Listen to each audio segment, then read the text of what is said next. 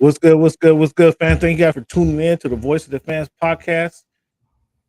I know it's been a lot going on today. In fact, we got the new look Clippers taking on those cross closet rivals. This is their last chance in last chance as a home team in that building that they're going to match up. Because I don't, Clippers are going to make the playoffs. I don't know if that other squad is going to make the playoffs, but this is their last chance because somebody putting on some new digs next year. Somebody's stepping into some new digs next year, so they not gonna be the stepchild no more. They get a chance. They unveiling their new arena, their new home. Going to invite everybody into their new home next year. Introduce their new wardrobe. We'll show what their new wardrobe is going to look like. So things are going a little bit different right now. We're gonna get into it though. We're gonna get into it. Thank you guys for tuning in. Get to the Voice of the Fans podcast, man. Each and every show we get the show started. A little montage, Cleveland. A little montage of what's been happening and what's the show's been through. So here we go. Go get it started just like this. Who am I speaking to right now? Cameron. My name is Cameron. Cam Buford. Hey, it's Peter Rosenberg. I'm hanging on my man Cameron Buford right here. I'm a Dolphin fan. This is a big year for Tua to prove that he's a franchise quarterback. I'm more a fan of boxing. Boxing is my main sport. As a competitor, how much does that competitive spirit get in there and say, I want to fight this guy. I want to get some of this guy. Of course, I want to fight all the guys. Of course that. But at the same time, like I keep telling you, it's a business. Talk about that loyalty for a moment. I'm staying there to try to make a change. Give back to the youth, get back to my community and show them that there is hope that you can make it out. Only thing is you just got to be dedicated. You got to keep your head down and stay on this course that you're heading towards. Think about it like this. The promoter pays the fighter. The fighter pays the manager. Okay. So the manager works for the fighter. The fighter works for the promoter. Okay. If you can see, you can believe. So you are lifting weights currently?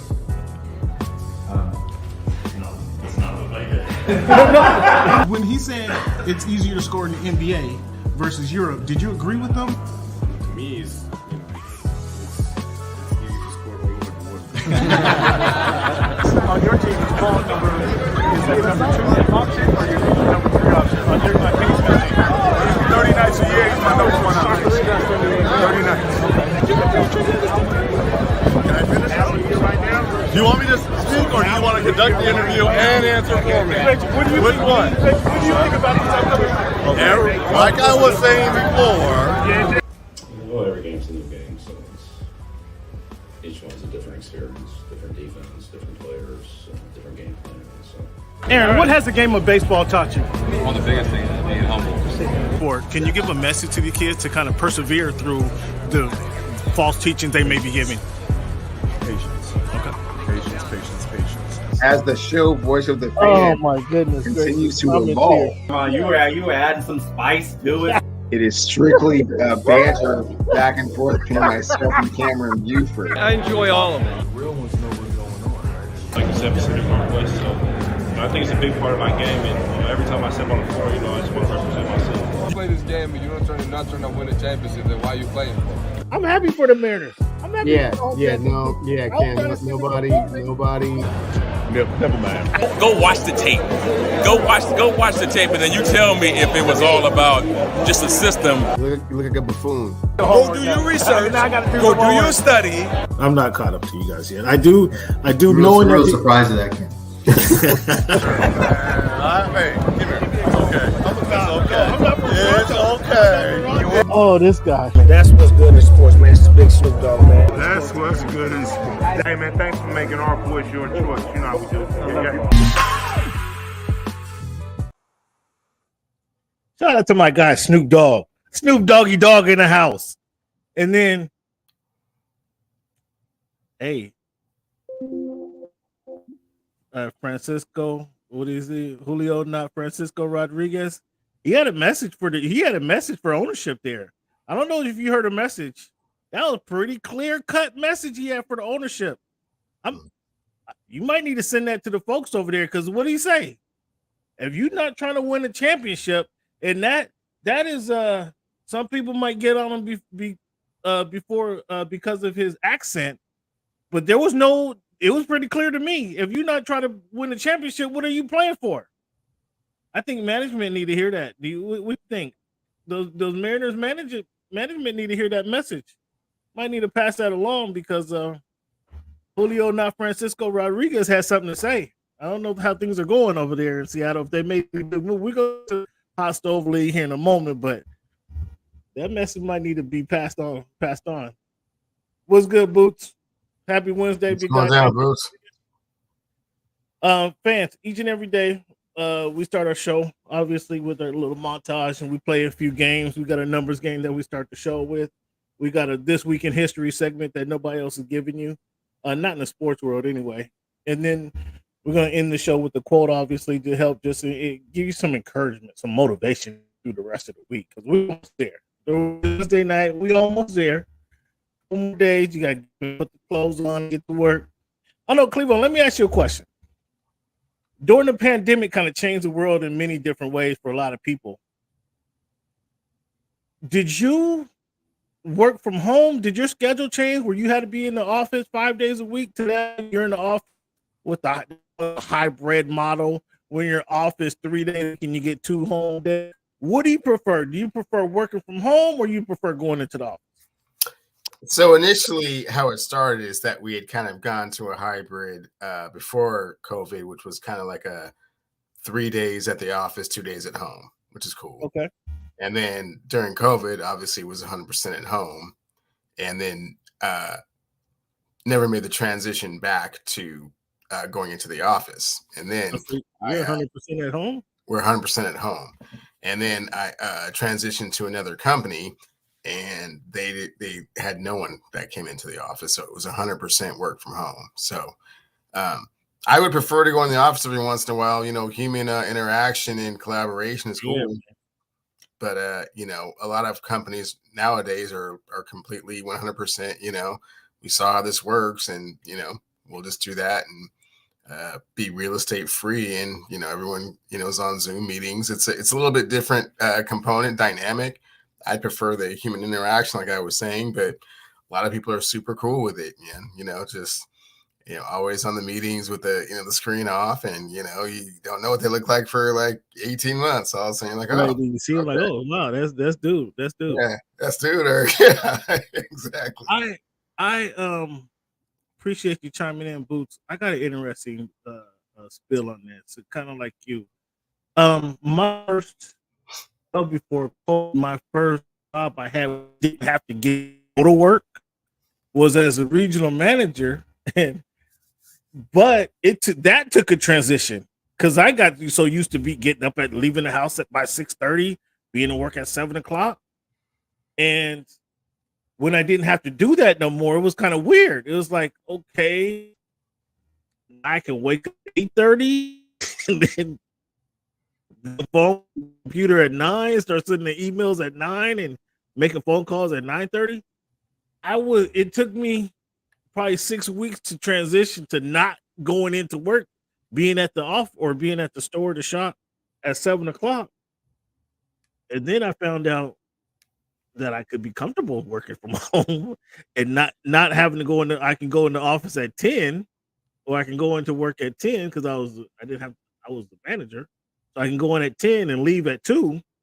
Oh, that was excellent. That was excellent. But that still allowed for the human.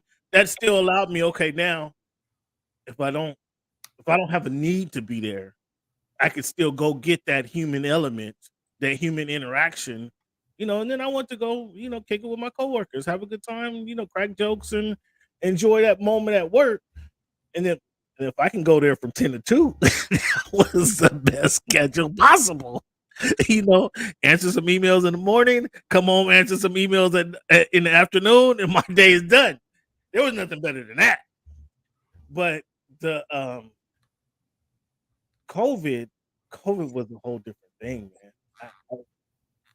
COVID was I need some interaction with humans. I can't stay at home for 5 days. I can't be on a computer locked in for 40 hours a week sitting at home. That doesn't work for me. So, Boo, are the best. Who are you talking to, man? Who are you cracking jokes? You don't got no water cooler time. You know, you can't create the best looking in the office. You know, you got both can't complain about the manager, you know, at the same time. Oh, here it comes. You know, act like you guys weren't talking about him.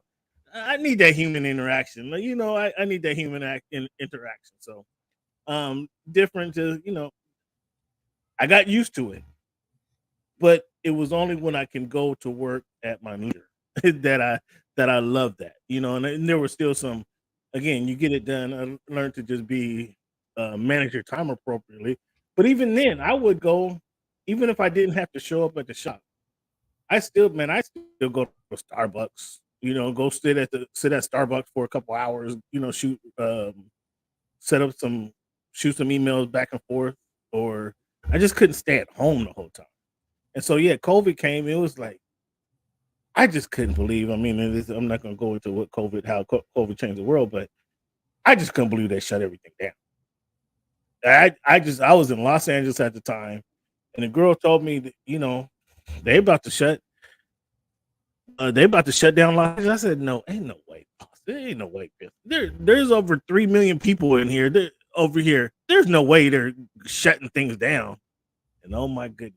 3 days later, you couldn't be out, but that was the best time to drive in Los Angeles because there was nobody on the roads in LA. The freeways in LA is excellent when there's nobody on the road. But when there are people on the road, you don't want to be driving around. But that's a whole different story. COVID, as we know, impacted a lot of different things. So that's an interesting question. What I want to know about going to work or working from home. Cleveland, we start our show every week with game 28 Cleveland with it being February 2004, week 281 of the Voice of the Fans podcast. Again, fans, give yourself a round of applause for tuning in. I think I'm gonna have to give some badges. When we get to show 300, if you guys sticking around for 300, I'm gonna have to give some 300 badges, Cleveland, because there's a lot of shows, and if you guys have been around, you guys know the deal. Cleveland, when you think of the number 28, pretty prevalent number. Who wore that number best? Or who's the first person you think about? You know, Ken, I was giving that some thought. It's a tough one for me. Who comes to mind first is that slick back in Minnesota, Adrian Peterson comes to mind first. Mm-hmm.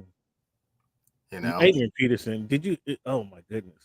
We can go on another topic, but real quick. Yeah. Did you hear about Adrian Peterson being broke? No, but it doesn't surprise me. Adrian Peterson for 30th birthday had spent $1 million on a birthday party.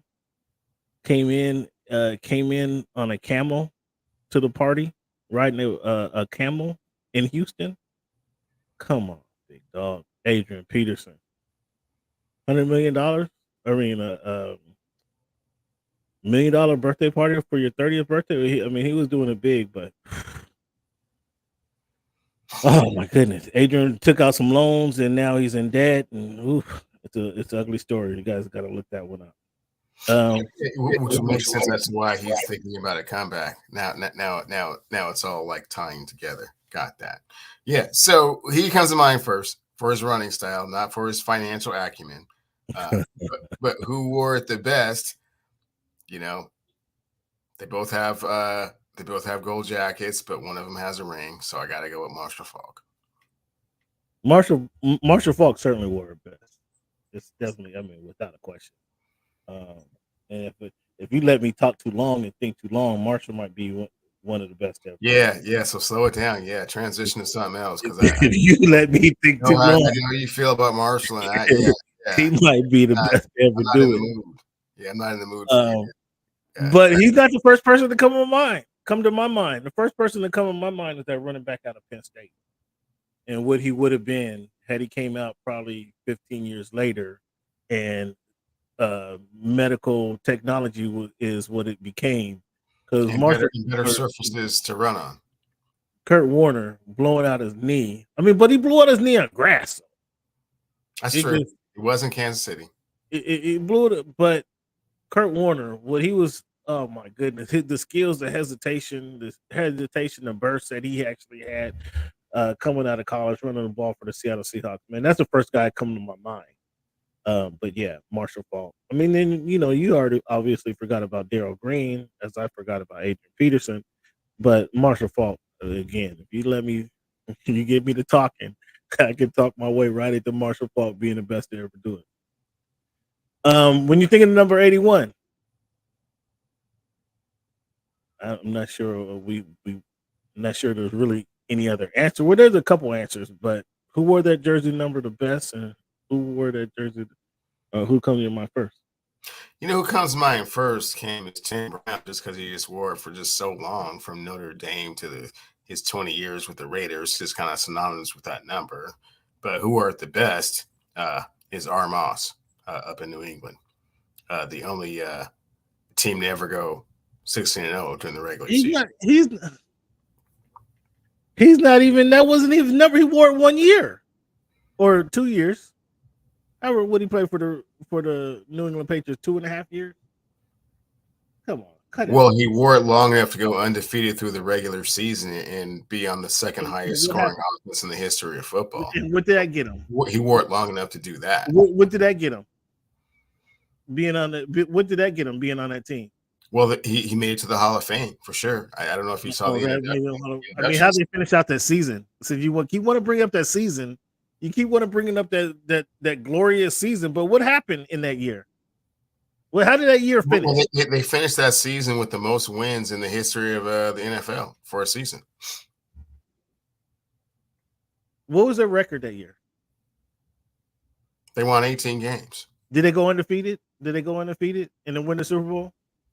They went undefeated through the playoffs until the Super Bowl. Did they go? It was a simple question. Did they go undefeated and win the Super Bowl? They did not win the Super Bowl, no. It really didn't go down as the best record ever. Because the team with the best record ever actually won the Super Bowl. Went undefeated through the whole. Whatever team you're talking about, they did not win 16 regular season games. And I believe for the entire season, they did not win 18 games. They went undefeated through the regular season and won the Super Bowl, meaning they finished the job. So that team, Boots, T.O. is definitely in that conversation for sure. Yeah, Art Monk comes to mind, but yeah, T.O. is T.O. It's T.O. all day. I mean, you and Randy Moss, he wore the jersey for 16 weeks. That was it. There was better players. Tim Brown was better in the 81 than Randy Moss. And Tim Brown, I don't believe Tim Brown went undefeated in the jersey for the regular season. So did Tim Brown win the Super Bowl? No. Yeah, they got beat. Cleveland, NBA. Jump into some NBA conversation right now. I mean, let's talk about it. Let's not even wait. We got the Clippers playing. Hosting the Lakers tonight. Mm-hmm.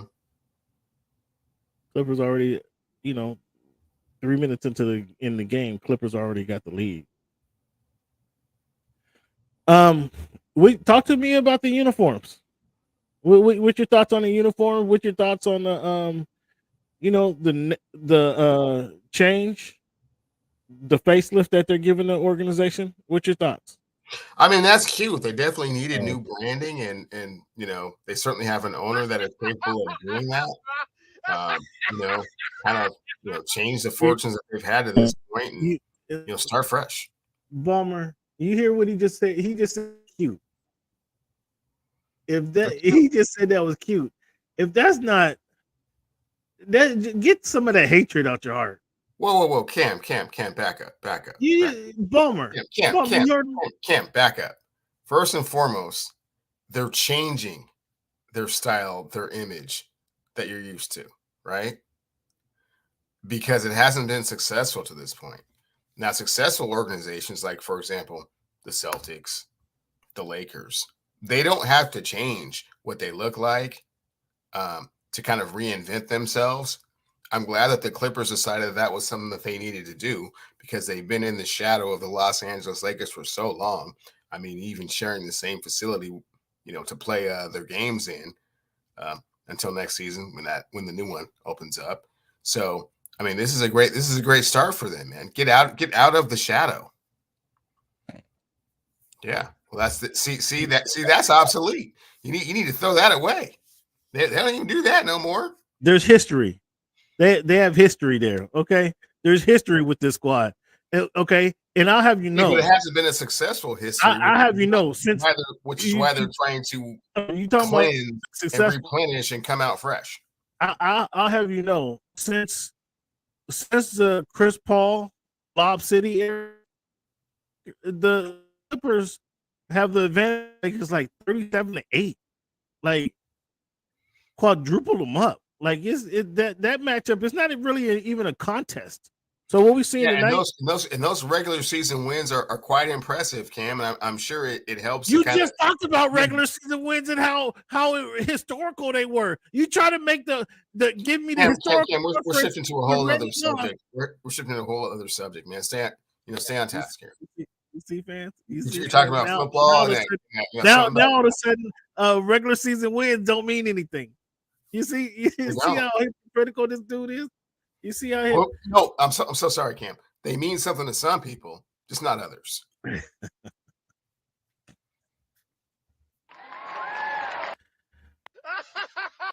Fans, I like the new unis. I like the face. They're cool. Do you think in all seriousness, do you think they should have did the name change? Should have changed the name of the team? No. Why do that?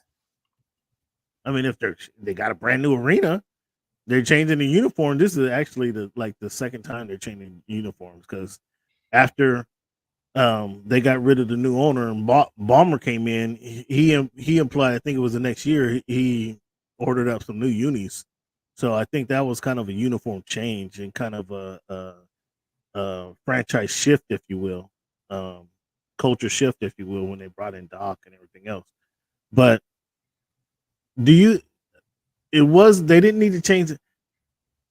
If they're going to change the name, this would have been the best opportunity. I mean, it would have been kind of in mid-swing if they changed it right when Ballmer took over. But I kind of feel, I don't know what they would have changed it to. I kind of feel a name change was necessary if you're going to change the uniforms and you're moving into a new stadium. Like, they could have been the new look LA, the new LA team, LA Plains or something. Just taking over the Southland. I mean, they're doing it already. They're already taking over the Southland, and by the time they move into Inglewood and hang up this new championship banner, they're already going to be a different image, a different team, a different feel. A lot of people is going to be clamoring to come to Inglewood, to their new stadium, versus going to downtown LA. Just so you know. But so you don't think a facelift was necessary? A change of name? No. Yeah, no, not a name change. But I mean, I know what the Clippers are trying to do. The Clippers are kind of like, Cam, I was kind of kicking this around, and you kind of brought it full circle for me. Listen to the Clippers are very much like Rob Kardashian, if you will, right? Kind of want to branch out on their own, tired of always being overshadowed in the family, and kind of want to make a mark for themselves. So they kind of go, Rob goes out and has a pool party, announces it on the radio. But then he says, Kim, Courtney, Chloe, Kylie, or Kendall won't be there. But still, please come out. And then moving right along, fans. Nobody's listening to that. But I mean, we'll see what the Clippers do in their new place, because now they don't have to cover up banners and statues and trophies and retired numbers. They don't have to do any of that. I think that, what was that, we say 45 minutes to an hour it took to do that every home game, Cam? I don't know what you're talking about. I don't know what you're talking about at all. Can a foreign-born player be the face of the league, Cleveland? Can a foreign-born player be the face of America's game, the National Basketball Association? Can be the face of the league. Now, will they embrace in the same way? Probably not. So Embiid, Giannis, Luka, Jokic, they won't get the same love as Jason Tatum. No, they're not homegrown. They are legitimately the best player in the league, and everyone can acknowledge that and appreciate that. But embracing the same manner, this is not a thing. Who's the best American-born player today, right now? Who's the Right now. Kevin Durant. So Giannis won't get more love than Kevin Durant? No, not nationwide. No. I mean, everybody's hesitant. They don't want to give Shea the love and the credit that he deserves because he's Canadian. He's not homegrown. He's not from here. Wow. So Ja Morant and all his ups and downs gets more respect in the NBA circles than Giannis Antetokounmpo? No, not in the NBA circles. The NBA circles understand what's going on. You ask who would get more love from the United States, and the answer is, being the face of the NBA. Certainly, you can be the face of the NBA, but you just will not be embraced in the same manner. If Ja was truly the face of the NBA, which they tried to push him to be, he just wasn't mature enough to handle that situation. Well, he's still young. I mean, no, Ken, you're starting to see it, right? He was suspended for 25 games, and he played a little bit. He was, he came back killing. He came back and got hurt. Why did he get hurt? Because he's 6'2", and his game is predicated on jumping 4 feet off the ground. Okay, hang on. Same has he's a little thicker. Who's this? I'm but sorry? He has Zion Williamson. Okay. That guy. Well, yeah, Zion is a social media joke. But on the basketball court. So he can't be the face of the franchise, not when you have 17 different girls on, fans only, Hey man, fans. man, we not worried about who we sleeps with and what's going on behind. Well, you are if you're the face of the league. That's the whole point, Cam. You can't do both. Yeah. You can't be the face of the league, and I mean, you can't be the face of the league and have 3 different women pregnant at the same time, having kids within 6 months of each other. Yeah, that's not a thing. I don't know that Michael had kids and on social media, let women on social media coming at him. But that's interesting. Will there? I mean, who's going to be the face of the league here after? Who's going to contend with being the face of the league over Giannis, Nikola Jokic, Luka Doncic, SGA? Well, those guys really the face of the league, Cam, or are you just forgetting who's really the face of the league? Who's the face of the league? It's the king. Oh, the guy who said let the kid be a kid. That guy. The king carries the league. You know this, Cam. Are you talking about that guy who said who 3 weeks ago said his son is better than most NBA players, and when he gets knocked down in the NBA mock draft, he gets pushed off to 2025. He's not even on that list, and then he says let the kid be a kid. Who cares about mock drafts anyway? That guy. Yeah, he's still the face of the league, regardless of what type of father he is, which is protective, which I believe you want a father to be. I believe you want a father to stick up for you, when things are going bad for you and when the media is, kicking dirt on your name, especially when your name is James at the end. That doesn't make him not the face of the league, though.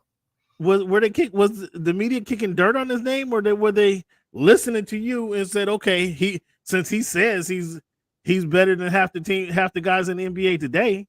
We got to put him up in the mock draft, and then when you see after a few more weeks throughout the season, and we see that he's probably a 2025 draft. Yeah, Cam. Look, here's what I'm saying. Look, don't knock the dude down because he's looking at it through a father's eyes. You know what I'm saying? He's looking at it from a dad's perspective. And can be a little bit sensitive about that at times. It's up to Bronny to pick himself up and dust himself off and keep going. He's just saying, let the kid be a kid. Just let the kid be a kid. Okay, you're okay with that. I mean, so we can see that he's not a very good scout. If he had him better than most of the players in the NBA, we see that his GM and probably is declining as his game is. Is that what you're admitting to? Wow, is his game declining that dramatically? Is it falling off? I mean, to the point that he's not an all-star? I mean, the all-star game is kind of you still have to get voted. Favorites and it's a popularity contest. That's part of the problem. It's a lot of it is popularity content, right? You know that. I don't need to explain that. Do we need a mean back on the show to let you know that the all-star game is a popularity contest? You're making it seem like his game is just falling off dramatically. Like he's gone from 28 to 12 points a game, and that hasn't. I mean, what's the Lakers? I mean, help me out. Let me pull it up. Let me see what is the Lakers record this year. Let me see if I can pull this up. See if I don't know how you have somebody ranked or labeled as the king, and are they even in the playoff tournament? Oh, 31-28, 10 seed, 10 and a half games back. That's your king? This is your king?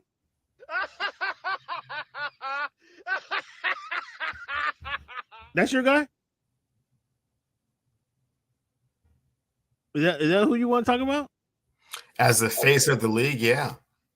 The guy who's in 10th has his team in 10th seed right now.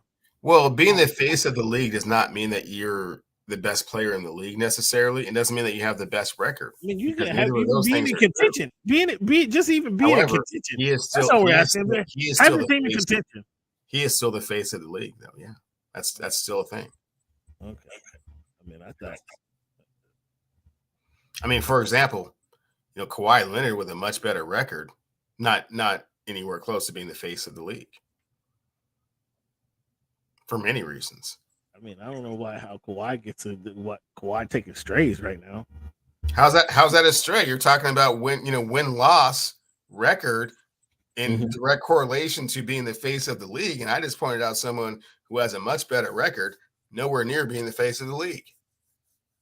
Kawhi he's not seeking that extra attention either. Oh. So there are other things that he didn't tattoo chosen across the back of his than just win-loss, because that's what you were making it seem before. But I'm glad that you clarified that. Yeah, you have to be personable and marketable. Is that what you call it? Is that what you call it? Personable and marketable. Those kind of things. If you want to be the face of the league, I'm just saying. You have to call it, yeah, the good one, Boots. He said, you have to be personable now. Is that what you call it? Arrogant? That is one of the prerequisites. Is it personable or arrogant? You have to be the face. You have to be personable. Yeah. Is it personable or arrogant? There have been other faces of the league that were not, arrogant per se, but they do have to be personable. Yeah. Okay. That's part of it. This is a question. Cleveland, is there a need for the 2-minute review for the refs? The 2-minute report after games? We had the situation where the New York Knicks beat, who did they beat? The Pistons. The Pistons had them beat until the guy went and gave him the rugby tackle on the sideline on the sideline, and New York Knicks get the ball and score. But and then in the 2-minute review, I mean, we're seeing it more and more often. The 2-minute review, we got it wrong. It should have went this way. It should have went that way. Is there a need for the 2-minute review? I think they should just get rid of the 2-minute review. It makes the rest look bad. Absolutely, more evidence. that's documented. I mean, you think they should keep it? To admit change ultimately at some point, yeah. If you just keep showing them over and over again, you guys don't get this right. So, I mean, so what's going to happen if you get three?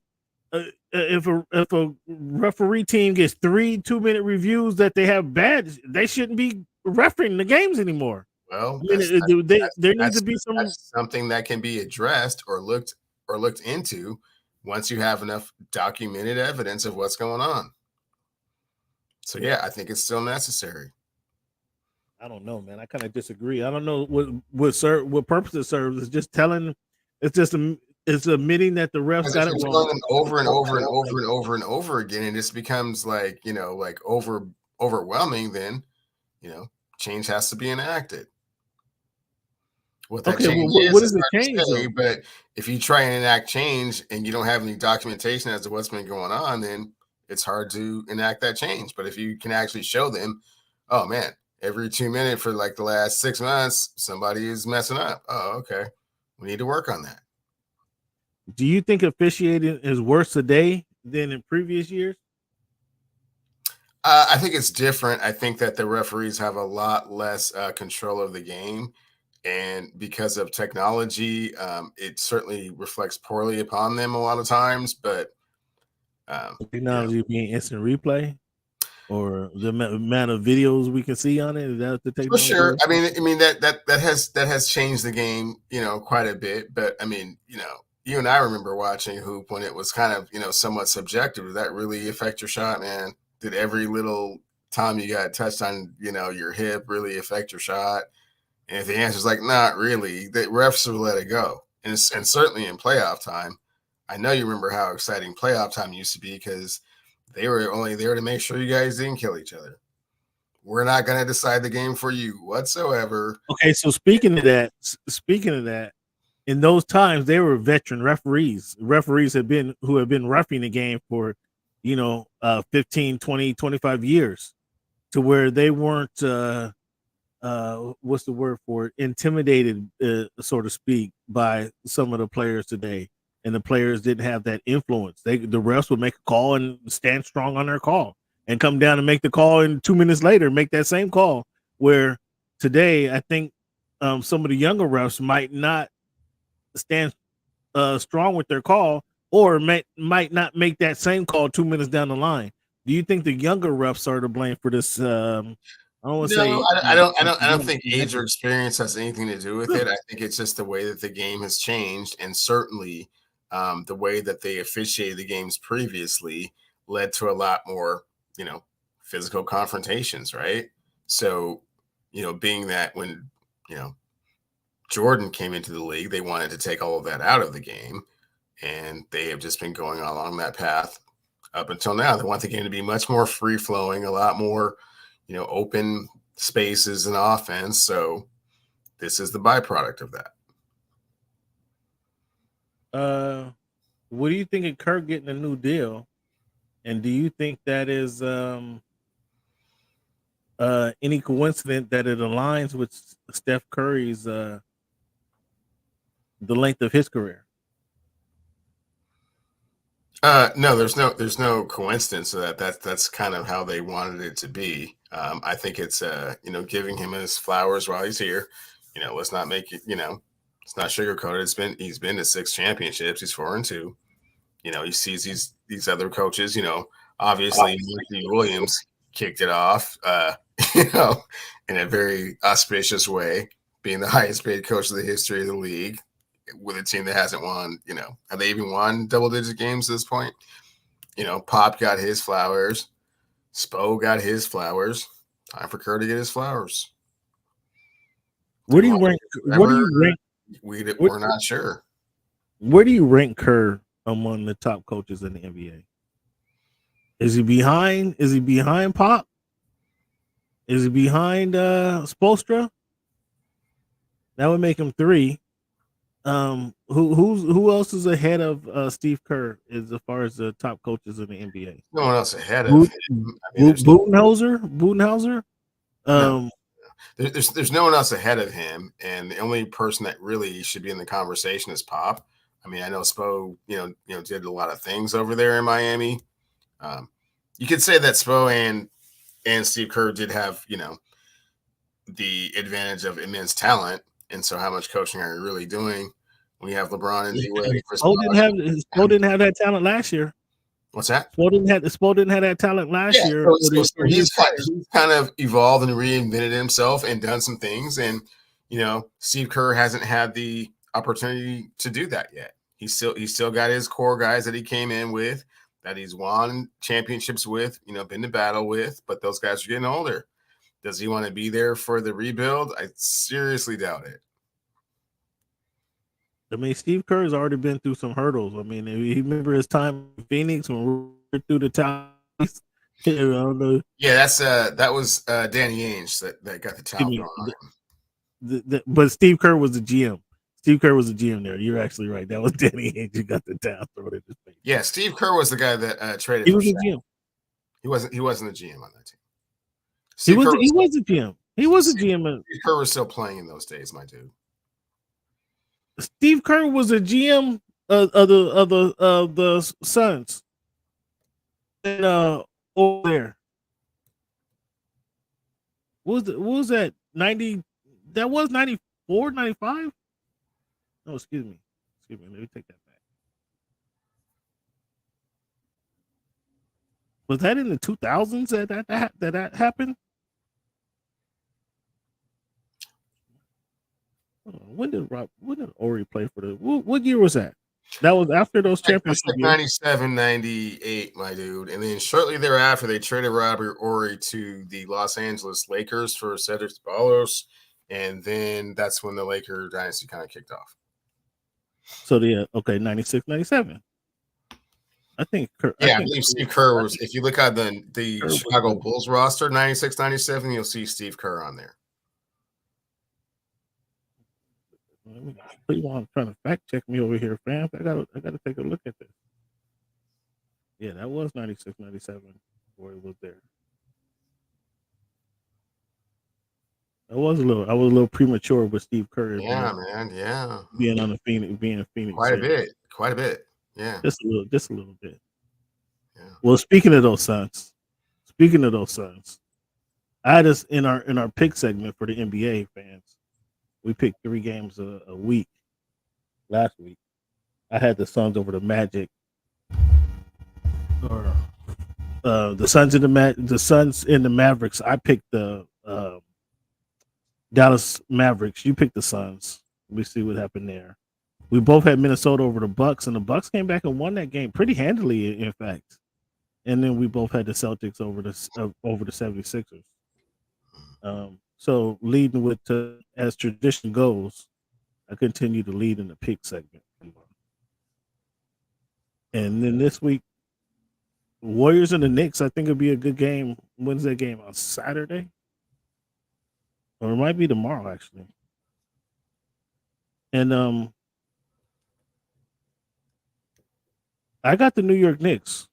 While you hating on the New York Knicks, and we just talked about Steve Kerr and what they're doing, you told me the team is getting old. Why do you got the old team beating on these up-and-comers? Oh, man, because they're an Eastern Conference team without their best player. Who's the next best player? Julius Randle. Stop it. Come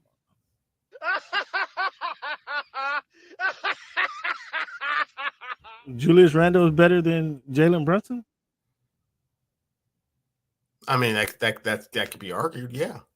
I'm going to go with Julius right now. So, Cleveland, we talked about what would happen last season, and granted, it was the NFL when they drafted half the Georgia Bulldogs to go to the Philadelphia Eagles. Mm-hmm. But you see that the New York Knicks has just acquired 4 of the 5 starters that won a championship for the Villanova Wildcats. Are you surprised how this is turning out for the Knicks? That is actually working out for the squad? Yeah, I mean, I guess the question would be, working out for the squad. I mean, what is it that they've done to this point? You can't really say that it's gotten them any further in the playoffs. So, I mean, I guess a better way. This is the first year with all 4 of them together. They're going to be in the playoffs. they're likely going to be a second round team easily. I mean, they're number 4 in the Eastern Conference. Did you expect this from the Knicks? Yes, 4 or 5 somewhere in there. Sure. I don't know, Cleveland. I'm gonna have to go back and look. You didn't have them be. You didn't have the New York Knicks in the 4th seed to start the season. I'm pretty sure of that. You would have picked Philadelphia ahead of them. You might have picked the Miami Heat ahead of them. Certainly picked Boston. Certainly picked Boston and Milwaukee ahead of them. So, which they are, right? So somewhere in that 4 to 5 range, like I said. They're number 4. And right now they would play the Heat. I mean, you remember the Knicks and the Heat would be a spectacular.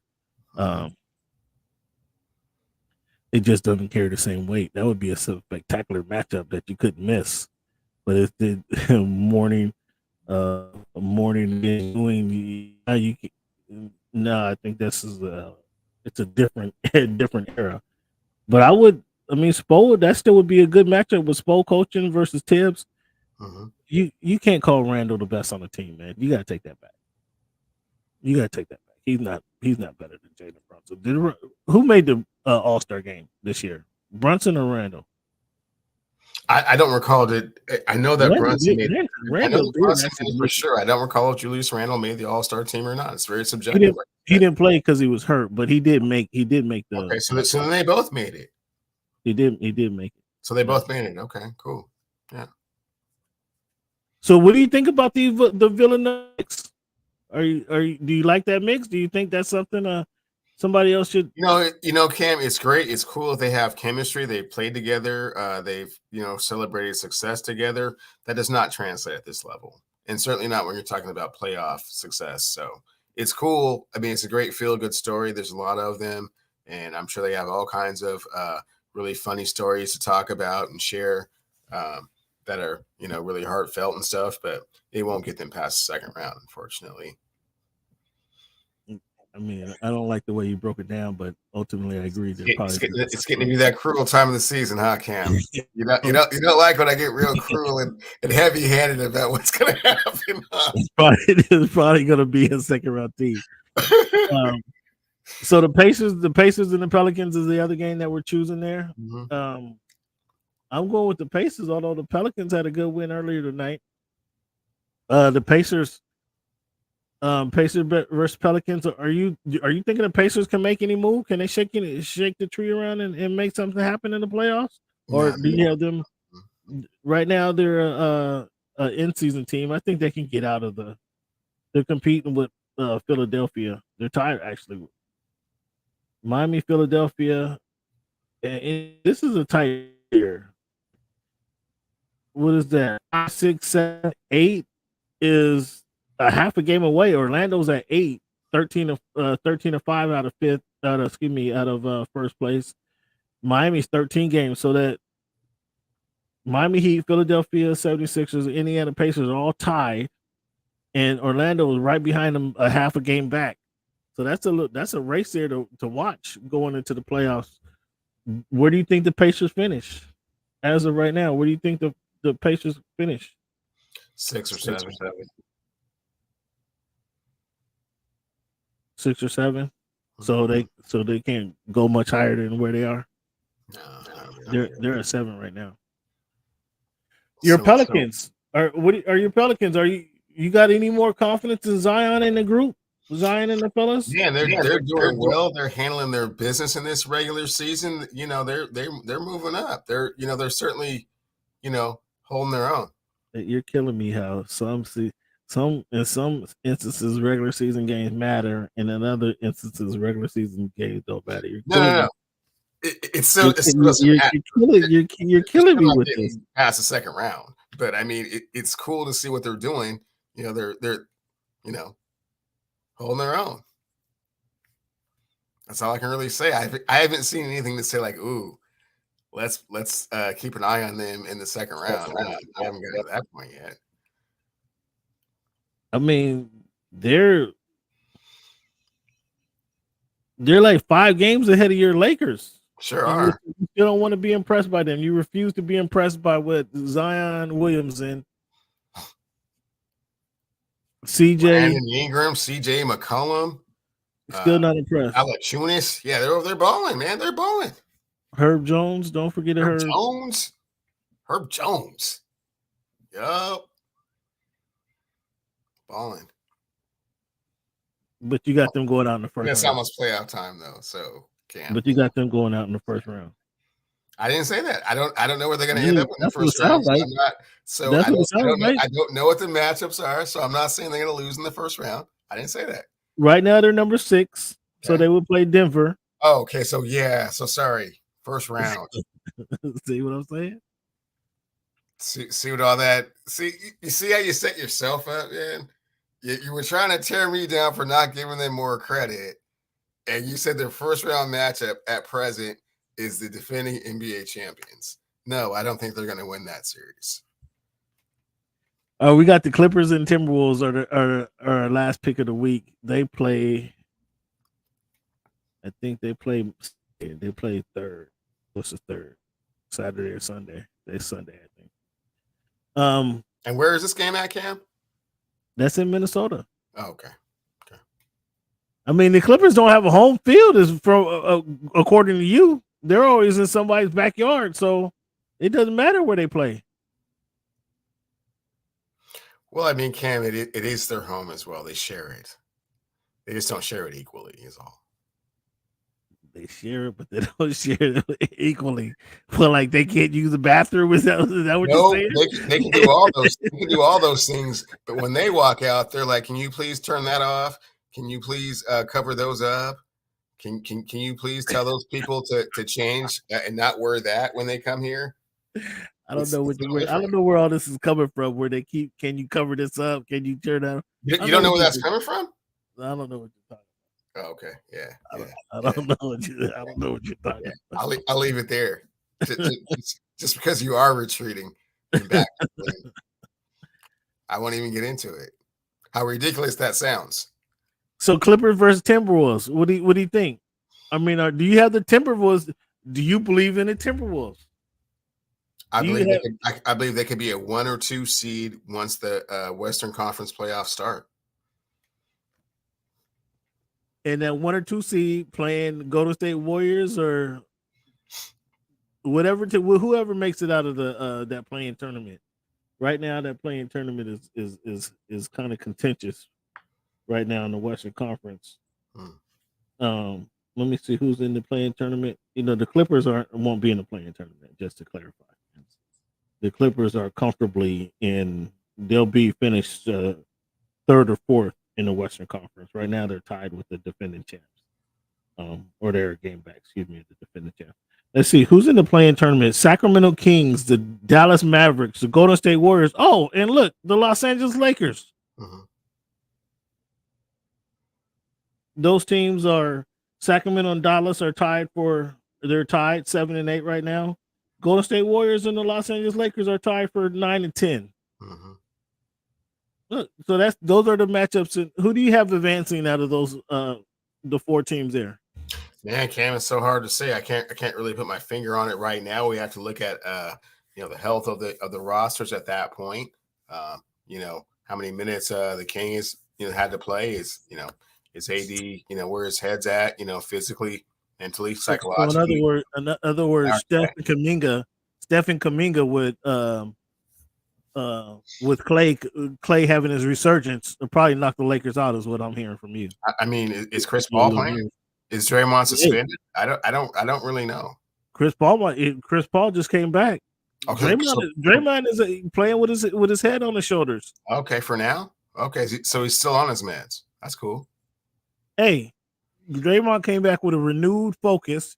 He took time off to say, I see how I can eat. He said that time away from the team was good. That's what Draymond said. That time away from the team was good. It allowed the young guys to get some run. It allowed him to see how he can actually impact the squad. Because outside looking in. Okay. Yeah.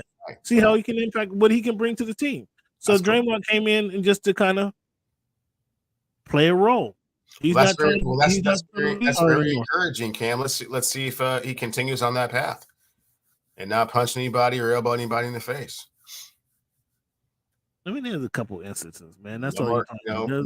maybe no more headlocks this season. I don't know. I mean, you're bringing up old stuff now. Now you're bringing up old stuff. Yeah. So old, stale. Brick. Why does LeBron think he could shoot logo threes? Why does he still think that? He's just working on it, extending the range. You never know. We might need that. So do you think they can get out the playoffs for real? At number 10 seed right now, 11 games back, you think they can get into the play-in, out of the play-in into the where the regular teams play in the playoffs? Cam, it's extremely unlikely given the age of LeBron James. He's in his 20th season. Given the fragility of Anthony Davis right now, given the amount of stress and pressure that they put on the grandson of Jarrell, and also the stress and pressure, and also the point guard, I forget his name, but Gabe Vincent hasn't come back yet. Vanderbilt hasn't come back yet. So if those guys don't come back soon and kind of save these guys, it may be bad.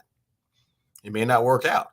If it does work out, this may be the greatest performance of of the Kings' career.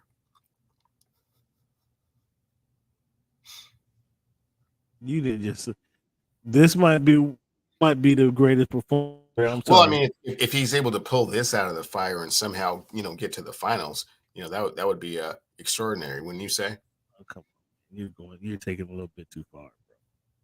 The NBA Finals from the 11th seed. Right. That's exactly what I'm saying. So if he was able to do that, this would be his most masterful performance to this point. I mean, I don't know. He's used. This is what, the third year in a row that they've been in the play-in tournament. So he's used to being in the situation. So I guess just instead of when the playoffs comes, some teams get a bye and they don't have to play in it. They don't have to play in those games and they get some rest. Mm-hmm. And where these just keep playing, there's no break in action. They just keep playing and keep their rhythm going. Maybe that's best for him. Maybe that's best for him and AD, just to keep and don't time off, because they have to deal with the rest of it. Maybe that's a strategy. Just hang around here. We'll just keep playing, and then we'll take on these teams as they come in the tournament. But Cam, after you've been to the NBA Finals 10 times, every season is different. You can't really say like one particular thing is the reason that you do that. So, perhaps that's the motivation that he needs to kind of, get himself, up and going. And once playoffs start, I can't really speak. Now it's motivation. That was motivation that he needs, huh? Oh my goodness, this guy is absolutely hysterical in defense of his guy. Fans, do you guys hear this? He says now it's the motivation that he needs. He looks at his ass. Well, let's talk about. We talked about the Pelicans earlier, but let's talk about some motivation that they gave your guy Stephen A. I don't know. Did you see their little clip that they did for Stephen A? I did not. The Pelicans did this? The Pelicans did this. Let me see if I can get this going for you guys. Damn it. Hold on. There. Oh, you know what? I did see this clip. I didn't know the Pelicans put this out, though. Wow.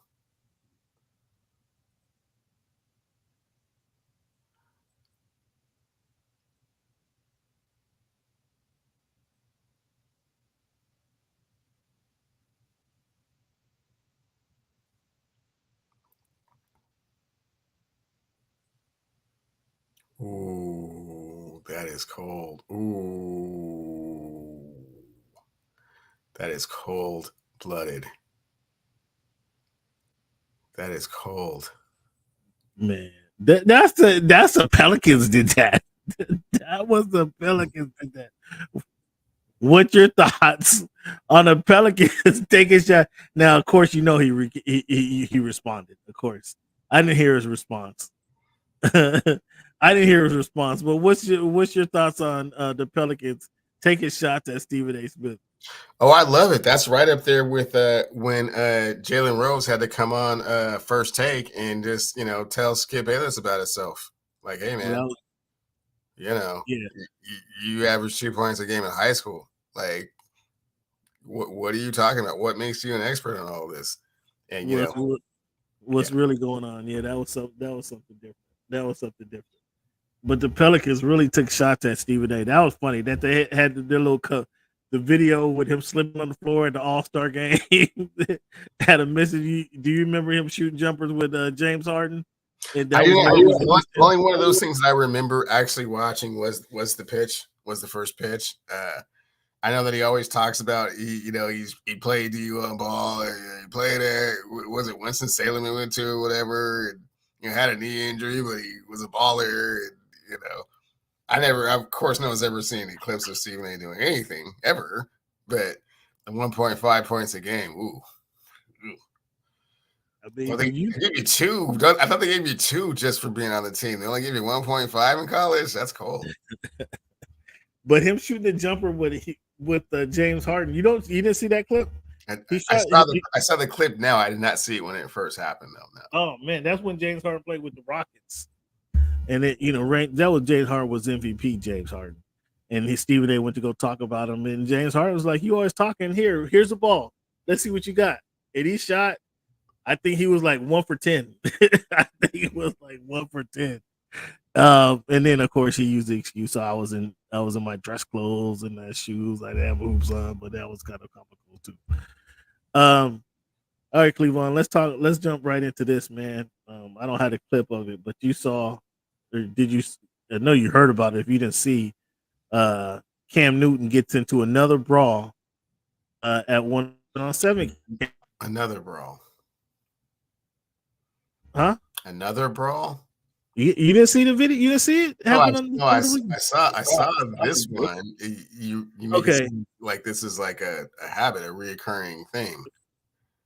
Okay, let me clarify. The reoccurring theme is these cats keep going at Cam Newton. Okay, but this time they went at it physically and not on social media. And you saw how that turned out. Trying to go at Cam Newton, like for real in real life. Cam Newton is a different. I'm pretty sure that's going to be the last time for all of that. You think so? You think it's over now? Oh yeah. They said they can't take him down. It's a way different thing when you're not on Instagram and Twitter, being mad and evil or whatever. No, man. Yeah. So why do you think these guys can't keep going at Cam? Why do you think it is they keep going at Cam? It used to be.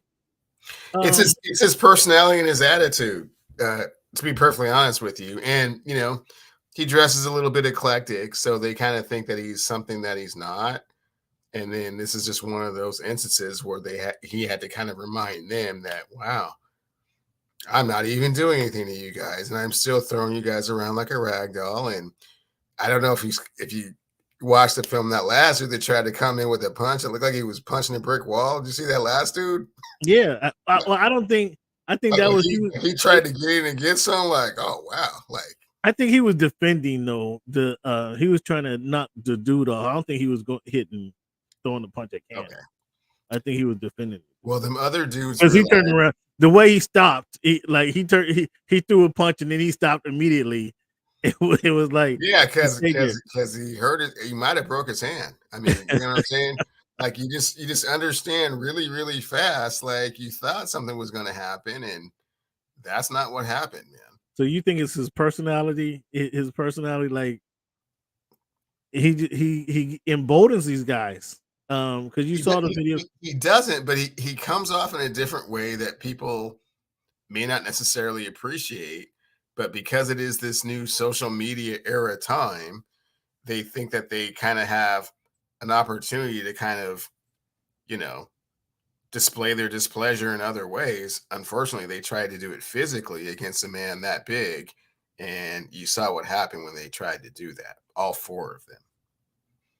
Yeah, it was. Yeah, neither one of them had anything for Cam. I mean, yeah, Cam. You saw who was a difference maker out there in that situation. But it doesn't stop. It doesn't exchange the fact that these kids had the courage. I think it was actually coaches in the situation. But we've seen the videos where Cam, was arguing with the players before. One dude telling, just a couple years ago, telling them, you're about to get cut. when he was about to get cut from the Panthers. Yeah, you know, and it's weird how Cam has like a different set of rules and expectations than other people. I'm not quite sure why. He won a national championship in college. Yeah, he was the number one pick in the draft. He went to a Super Bowl. I'm not quite sure what more you're supposed to do. Died for that fumble. Died for that fumble in the Super Bowl. Really? Died for that fumble in the Super Bowl. So your whole physical makeup is going to be determined and decided by that one time you didn't reach for the football. That'll make you kind of run up on somebody 6'5", 250 pounds. Well, no, I mean that's his in response to his mentality. Like, you're right. He did. He accomplished. You don't have to like that, but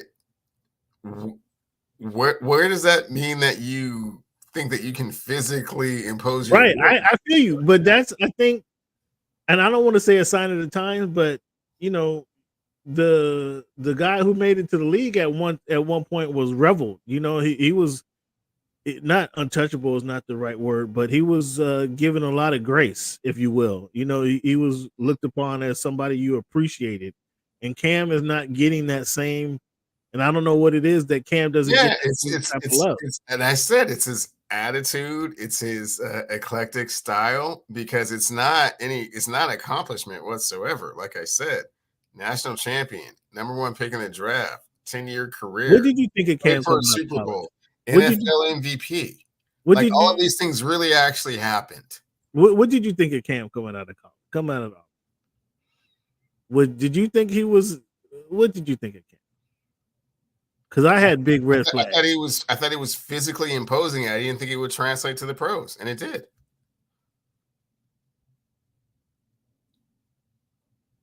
I mean,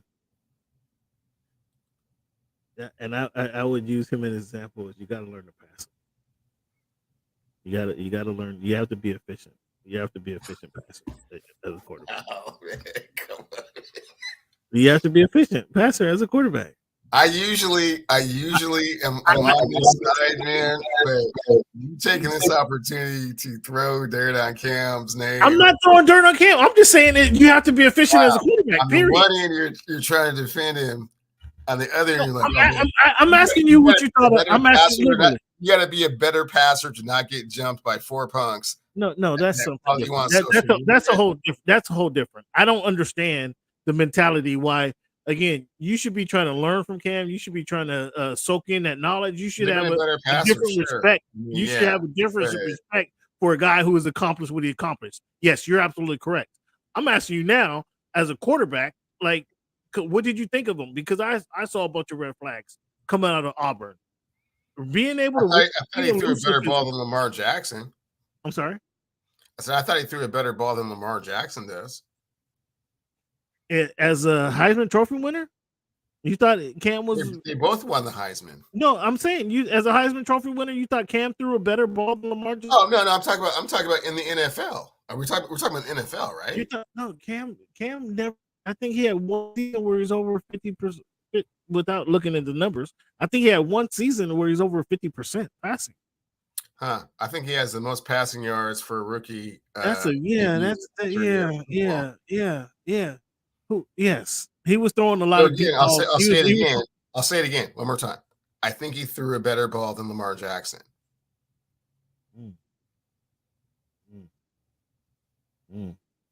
That's debatable. Okay.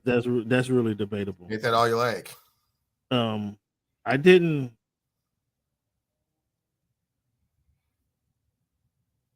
Cam had a deep ball, definitely. He had a excuse me, I stand corrected. It was, I think he had one season where he threw over 60%. Excuse me. Correct. And that one season, it was actually 2 seasons, but it was his first year he threw 60%, and then the last year with the New England he threw 65%. But I thought that was the problem. But yeah, that he set a record. That 4,000 yards passing as a rookie was a record at the time. But you know who came in and broke that record? Right? You know that guy Los Angeles, not the Rams, broke that record. Was one of the guys that came up with the record after that guy in Indianapolis broke the record. But yeah, I think I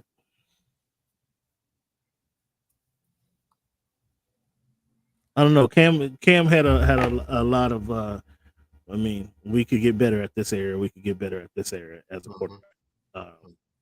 But yeah, you're right. He in league MVP, went to the Super Bowl. But that was it was an apparition if you look back at it now, right? Because he didn't do it again, or did he get close again? Who knows? Okay, well, some people that you're, defending on the other side have never actually been to a Super Bowl. So, yeah, he did get there. He did get there. But yeah, I just find it peculiar as you dudes trying to challenge Cam. I find that pretty peculiar. Speaking of one guy who got to a couple Super Bowls, probably should have won two. What do you think about Russell Wilson saying that he wants to win 2 more Super Bowls and the next 2 Super Bowls? Going on. Incredibly ambitious. One of Russ's greatest strengths is he's always been able to convince himself of anything. So, he always has that mindset. I'm sure that's his goal, and I'm sure he's very sincere about it. Is that a thing? It's not a thing. Clearly, he's past his prime, and winning the next 2 Super Bowls is not even remotely realistic. But to compete, try to have that mindset that that's what you want to do and truly believe it and try and make it happen. I believe he truly wants to do that, but that's not going to happen. So if he teamed up with your guy,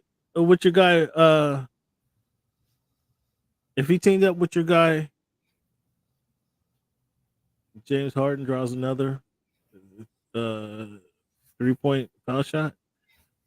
If he teams up with your guy in Pittsburgh, the guy that you like so much, that wouldn't be a good spot for him. You don't think he can? You don't think that's a playoff team? If he starts just starting quarterback for the Pittsburgh, for sure, they're already a playoff team, Cam, without Russell Wilson. So with Russell Wilson, they would definitely be a playoff team. So with Russell,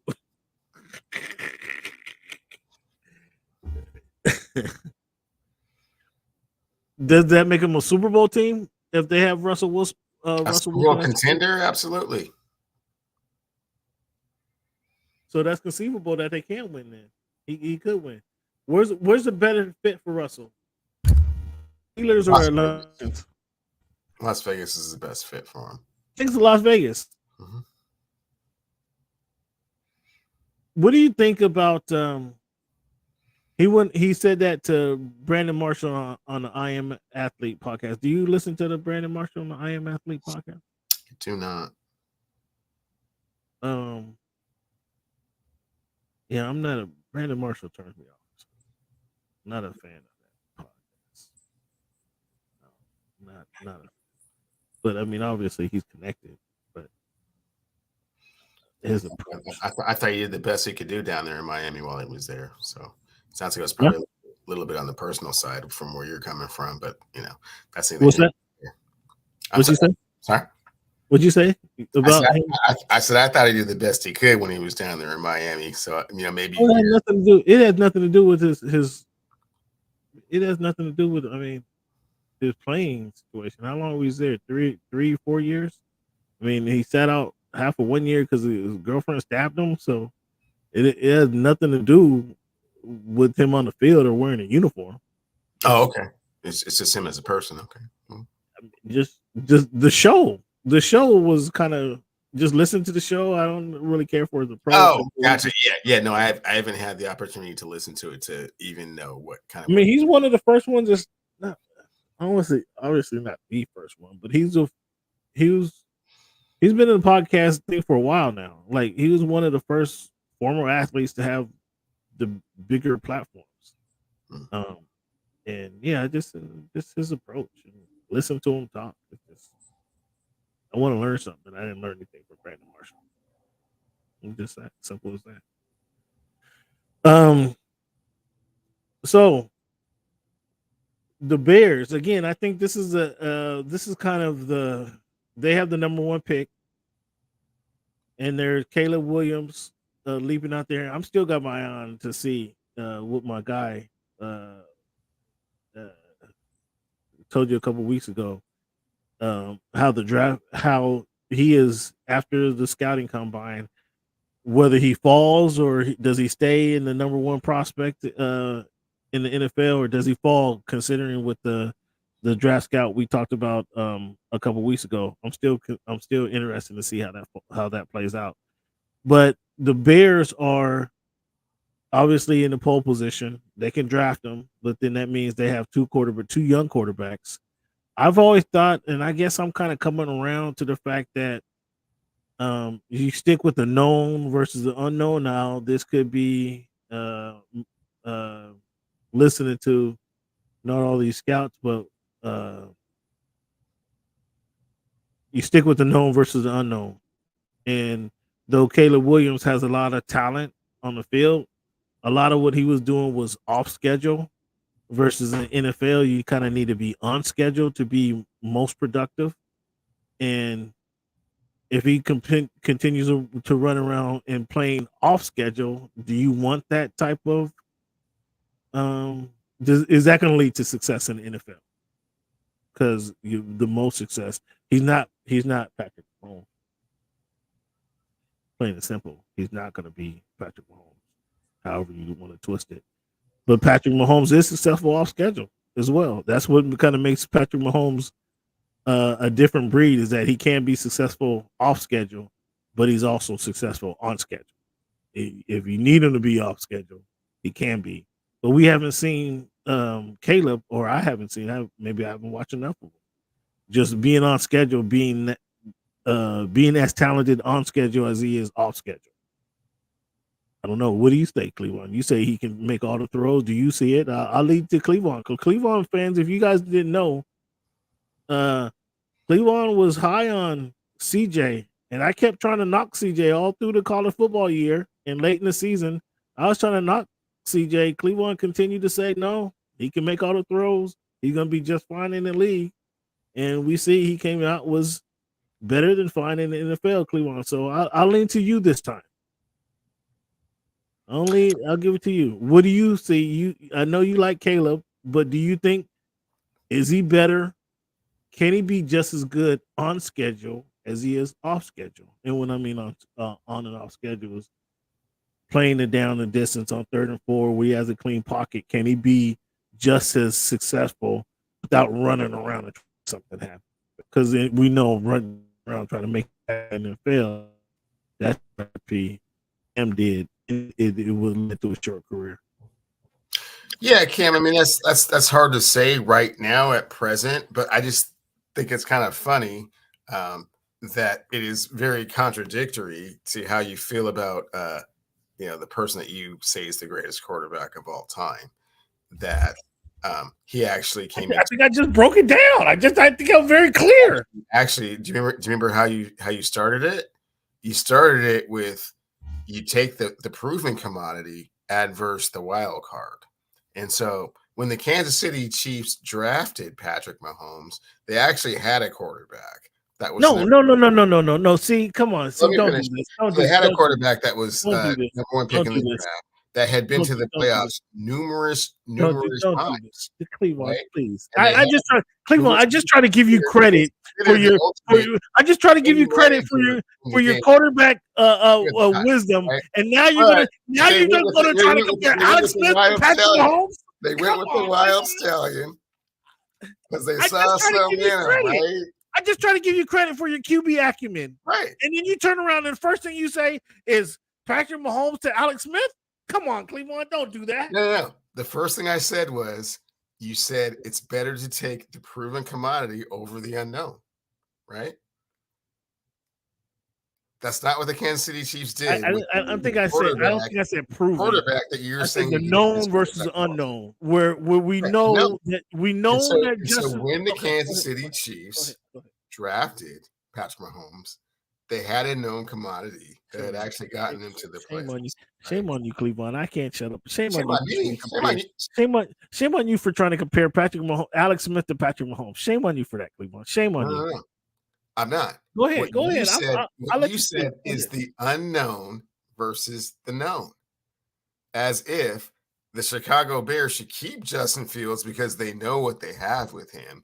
Adverse the unknown in Caleb Williams, who throws a lot off schedule and different arm, slots that he throws from, right? And the question is, can he run like a traditional offense on schedule, on cadence? It's like, well, I think he's shown enough to actually show that, yeah, he can probably do that. So you're saying, are you ready? Are you ready for me to rebut that, Cleveland?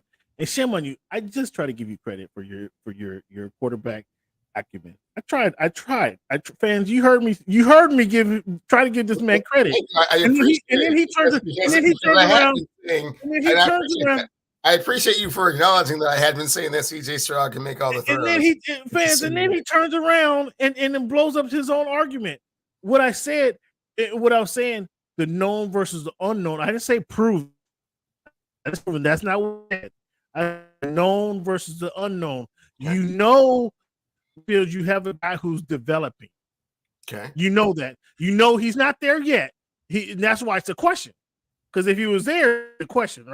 That's fair enough. If he was already there where you want him to be, it wouldn't be a question. Do you take Caleb, or you trade him, or you trade the number 1 pick, and you draft the receiver out of Ohio State? It wouldn't even be a question if he was there. He's developing, and he's developing because he's gotten better. Although it's incrementally, he's gotten better season after season. So, and when I say the known, at first I was saying you gotta trade the pick, or excuse me, I was saying you gotta trade Justin and restart the clock, and you gotta because now you bring in the quarterback, and if he came in just as good as Justin Fields is, Caleb Williams came in just as good as Justin Fields was in September. You have 5 more years to get better because you have this quarterback on the rookie schedule. Everybody's trying to have the quarterback on the rookie schedule and they feel that that's the route to go. That's the formula for winning the Super Bowl, is playing with a quarterback on the rookie schedule and building a team around them. That's what the philosophy. I don't know where that formula came from. That's only happened like one time. That's what everybody's trying to do. That's what everybody's trying to do. Play with the quarterback on the rookie schedule. That's what the Chargers aren't trying to do that. Well, no, because they're not getting rid of their quarterback, the greatest to ever play the game. But other teams have been trying to do that. Cleveland, come on, we're not arguing that, but most teams are trying to do that. That's the argument that you would trade Justin Fields, is because you can restart that clock and bring in a rookie quarterback, and now you can build around them because you're not paying an obscene amount for your Okay, you're on that one. Yeah, but I'm saying initially when they got the number 1 draft pick, I'm saying you have to trade Justin Fields. However, I'm kind of coming back to the philosophy that at least you have Justin Fields. You know who he is, you know what he is, and he has got incrementally better over the last few years. So as long as he continues to grow, put some talent around him, he's going to be where you want. I mean, he's gotten better. He's not still. You're trying to convince yourself, but you can already hear it in your voice, Cam. You don't really actually believe that. Well, and it's kind of, I don't know what to think of Caleb Williams, because again, I haven't seen enough of him to say that he can play on schedule. We know, with a running quarterback in the NFL, if he's just running around here trying to make a play, he's not Patrick Mahomes. And shame on you for trying to say that I was saying compare Alex Smith to Patrick Mahomes. I told you my problem with Alex Smith is Alex Smith would not. You talk about the court. Brock Purdy won't put 15 yards down the field. Alex Smith threw the 7-yard out better than any quarterback in the NFL, and that's all he did was throw 7-yard outs. Whether it was to the left or to the right, to the short side of the field, to the far side of the field, that's what Alex Smith did. And it didn't take me but three plays to see that Patrick Mahomes was throwing up the field And when you had Tyreek Hill, Cam, let's that you try could this throw different. to up the field. Cam, let's That try was this. a much better, let's try this that was a differently. more productive way, more productive game Let's plan try this a to different throw way. up the field than dinking and dunking. And so, yes, you saw immediately, and I don't. You're trying to argue this fact because you saw immediately when they got rid of Alex Smith, you saw Patrick Mahomes take off, and only since then he's been to 6 AFC championships. So how you trying to make that argument, Cleveland, is beyond me. So let's try this a different way, Cam. Okay. The known from Justin Fields is enough to say, yeah, we'll take the risk on Caleb. The unknown. You're not impressed with Justin at all. Then you're not impressed. Not enough to pass on the potential of Caleb. Not even a little bit. And that, again, I didn't really want to get into this conversation again, fans. I mean, because this again, we can have this conversation every day till draft to the draft when the draft in April. So for the next 7 weeks, we can have this conversation each and every week until something happens. I don't think, to that point, I don't think it's fair that the Bears are kind of twisting in the wind, leaving Justin Fields to twist in the wind. I mean, tell me something. Are you drafting me or not? Should I go move home and live with mom's house? Should I give up my apartment in Chicago? When we know, we'll let you know. Oh, stop it. See, stop it. You know what you want to do. If you don't want to keep me, say that. If you don't want to keep me, if you don't want to keep me, if I'm your second, if I'm your second, Chicago Bear. If I'm your second, right now you're a Chicago Bear. Listen to that. We'll let you know. So is my key card going to work on Monday? So we tell you different. Can I come work out? Can I come work out at the facility? You absolutely can. Or do you not? Can I talk to the coaches? Are the coaches answering my phone calls? Until you get a call or someone tells you different, or someone is standing in front of the door when you get there, assume that everything is normal, as it was. That's it. So Cleveland, we talk about it'll be like that. We talk about working from home or working remote. It's gonna be like that. It's gonna be like that Herschel Walker, Tony Dorsett backfield. That was kind of uncomfortable. You remember that one? That was real uncomfortable. Mm-hmm. They can't. They're not. If they draft Caleb Williams, they have to get rid of Justin Fields. They can't. They don't have to do anything. They're not obligated to do anything. And just like you said, 2 quarterbacks on their rookie contract salary thing. No, they're going to have to pay Justin Fields. And again, I go back to what I was saying. They have to pay. They're going to have to pay Justin Fields. So if they're going to pay Justin Fields option, but they don't have to extend him or anything. Justin Fields is going to cost them $40 million. Not next year. They can pay $45 million next year. And absolutely will not cost them $40 million next year to keep Justin Fields. It's going to cost them $40 million per. They're going to Fields, when he signs his deal is going to be $40 million per. So okay, so is he a free agent that I wasn't aware of? No, his rookie deal is up next season. Okay, yeah. So again, going into the season, the rookie deal is not actually up. Then is it? Oh, you're shitty. You're shitty. So you're gonna draft Caleb Williams and keep Caleb Williams looking over Justin Fields' shoulder. Justin Fields gonna be looking over his shoulder all season. How's that gonna be for development? Right now, exploring all options, and we'll see what's the best fit for the organization going forward. All right, Dan Reeves. So you're gonna have 2 quarterbacks running in, cycling in and out. Caleb, it's your time. Is that what you're gonna do? Have 2 quarterbacks playing the position? Cycle them in and out. Is that what you're gonna do? No decisions have been made. It's only February the 28th. It's all just propaganda right now. All right, Dan Reeves. All right, You remember Dan Reeves pulled that? Starting 2 quarterbacks, playing 2 quarterbacks for what? That lasted half a season, I think, if I remember correctly. Okay, Dan Reeves. Yeah. How your boy John Madden says, if you have 2 quarterbacks, you have none. If you have 2 starting quarterbacks, you have none. So that's worse look than having them twist in the win right now. The question again, I didn't want to get into this whole argument, but about Justin Fields or Caleb Williams. What I really wanted to ask, who should trade up with the Bears to get or for that number one pick? Whether it's Justin Fields or whether it's Caleb Williams, whether it's a wide receiver from Ohio State, who should trade up? Whether it's the quarterback from North Carolina or the guy from LSU, the Heisman Trophy winner from LSU. Who knows? What is your question? Who should trade up? Who should trade with the Bears for that number one pick? What team should trade for the Bears? Oh, that's hard to say, Cam. It depends on what they're willing to give up, trade value wise. But who needs that number one pick? Would you say? Well, there's at least 10 quarterbacks that need a change at the quarterback position. So, I mean, all of them, potentially could do that, but the asking price is too high. So you got the Commanders with number 2, the Patriots at number 3, the Cardinals.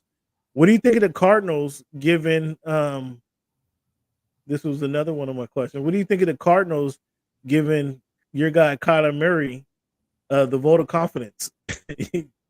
You know what comes next after that vote of confidence, right? Love it. He came back from his season-ending injury and played well. So a lot of leadership qualities. So would you draft a quarterback if you're in a position to draft a quarterback? Would you draft a quarterback at number 4 if you're the Cardinals? No. So the Cardinals aren't drafting a quarterback. The Chargers aren't drafting a quarterback. The New York Giants. It looked like the New York Giants. They paid Daniel Jones, which obviously was a mistake. They potentially could lose Saquon if they don't. They're looking at Saquon. So now you're going into a season with Daniel Jones, the injury-prone Daniel Jones, as your starting quarterback, and no Saquon Barkley. Man, again, that their management staff, not only Daniel Jones, the money paying Daniel Jones versus paying Saquon Barkley, they should be fired. Tennessee Titans. Are you happy with the young guy? Are you happy with your young quarterback, Will Levis? So okay, they're not drafting a quarterback. Atlanta, number 8. They need a quarterback. Atlanta, do you trade? Do you go try to get Justin Fields? Do you make a deal for Justin Fields if you're the Atlanta Falcons? Do you say, what do you give them? What do you give them? Atlanta, what do they have? They only have the number 8. Of course, you can't give them the number 8 draft pick, but second and a third for Justin Fields. That's not a bad pick. And they can still get some talent with their number 8 pick. Chicago comes back around with the number 9 pick. So they have a lot of. They don't have to go for number 1. They don't have to get a high number 1 if they trade that number 1 pick. Who the Jets? They need a quarterback. Do you package something? Do you try to package something? Have a quarterback. Just have a quarterback. Who? Who's the Jets quarterback? It's Aaron Rodgers. Stop it.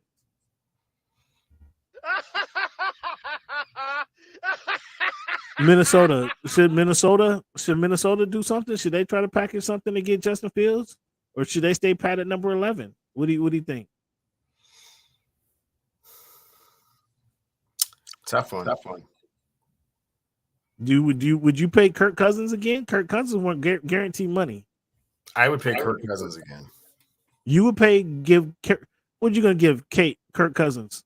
I was about to say Kate Cousins. What do you give? I give him 35 guaranteed. 35 guaranteed.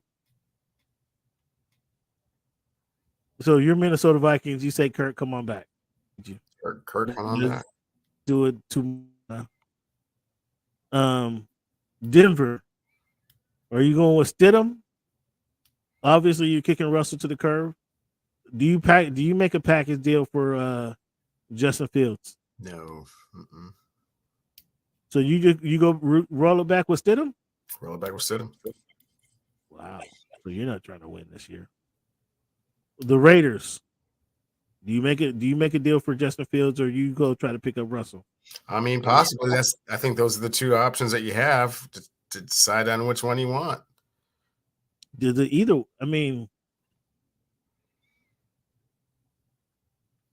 Wow, sounds like you're not enamored with either one of those two dudes. My question is, does Justin all around the world, and then when it comes to stopping plays, you like, ooh, do I even want that dude? Does either one of them make a difference with the Raiders? One of them is a 2-time Super Bowl quarterback. One of them is how'd you put it, Cam? Has gotten better and matured every year. Wow. Incremental improvements, right? I mean, he's better than McConnell. McConnell, who were their quarterback, sure, but yeah, that's you cold blooded, Cam. You just been talking me to death about Justin Fields for 10 minutes, and when it comes time for you to take him, you're like, ooh. You meant that Justin Fields? I'm saying for the Raiders. I'm speaking specifically. You meant that Justin Fields? I gotta give up something to get him. Like, oh, yeah, I really think the Falcons. I don't know if I want to give up like you mean like a second round pick for? Oh, I don't know about all that. I think the Falcons should be the move. They should be trying to get it because they're at the number 8. If the draft goes on schedule, quote unquote, and the Bears keep the number 1 pick and just say they draft a receiver. Washington drafts is the Heisman Trophy winner. New England draft Drake May out of North Carolina. Arizona, we say they're not going to go for a quarterback. The Chargers aren't going to go for a quarterback. The Giants, they get whomever. Tennessee's not going to get a quarterback.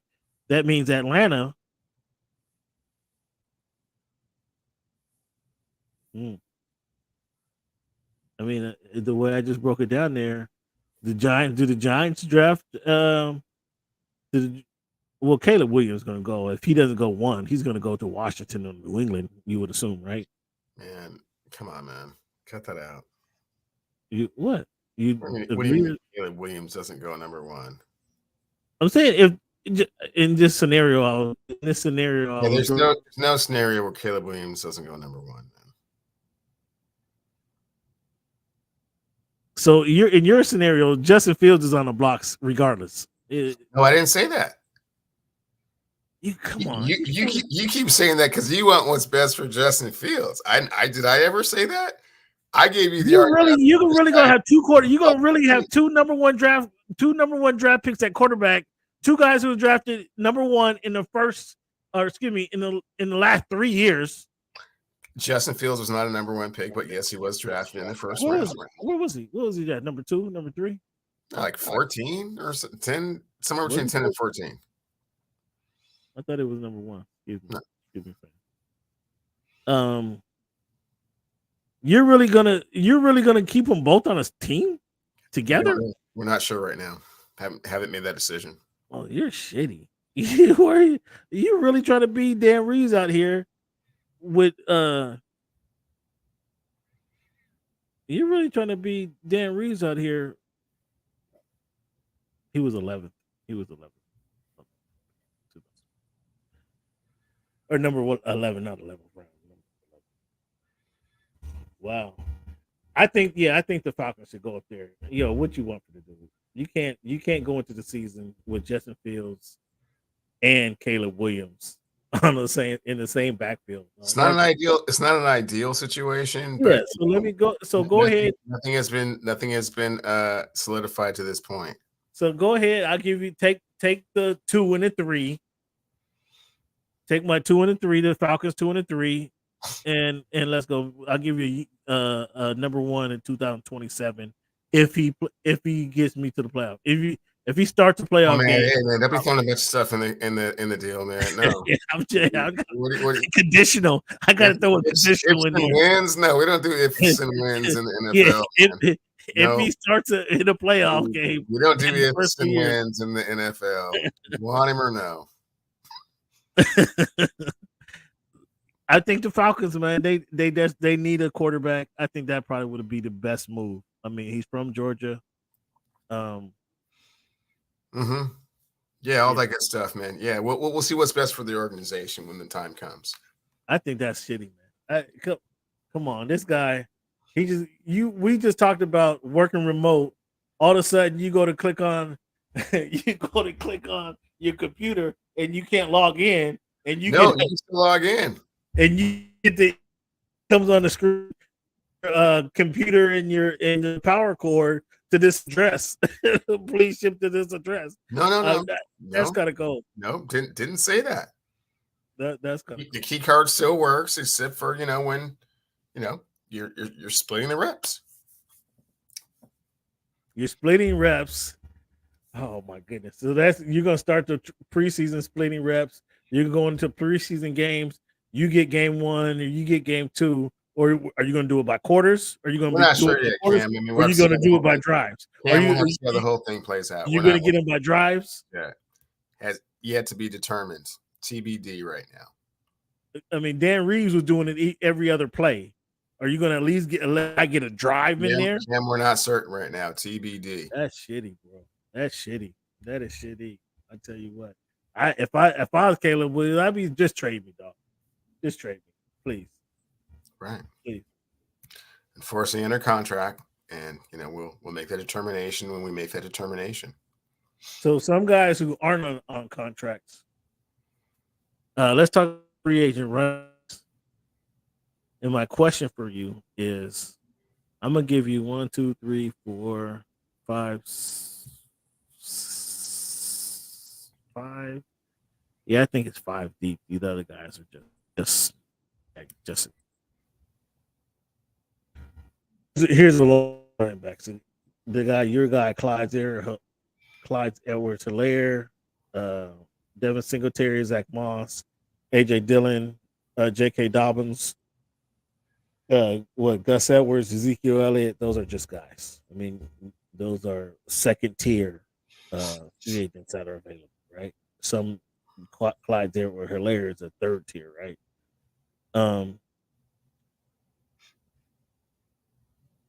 What running back do you want on your team? Josh Jacobs. I know what you think of Josh Jacobs. You can take him or leave him. Ezekiel Elliott, no. DeAndre Swift, Pollard from Dallas, Derrick Henry, Saquon Barkley, Austin Eckler. What running back are you targeting of those bunch?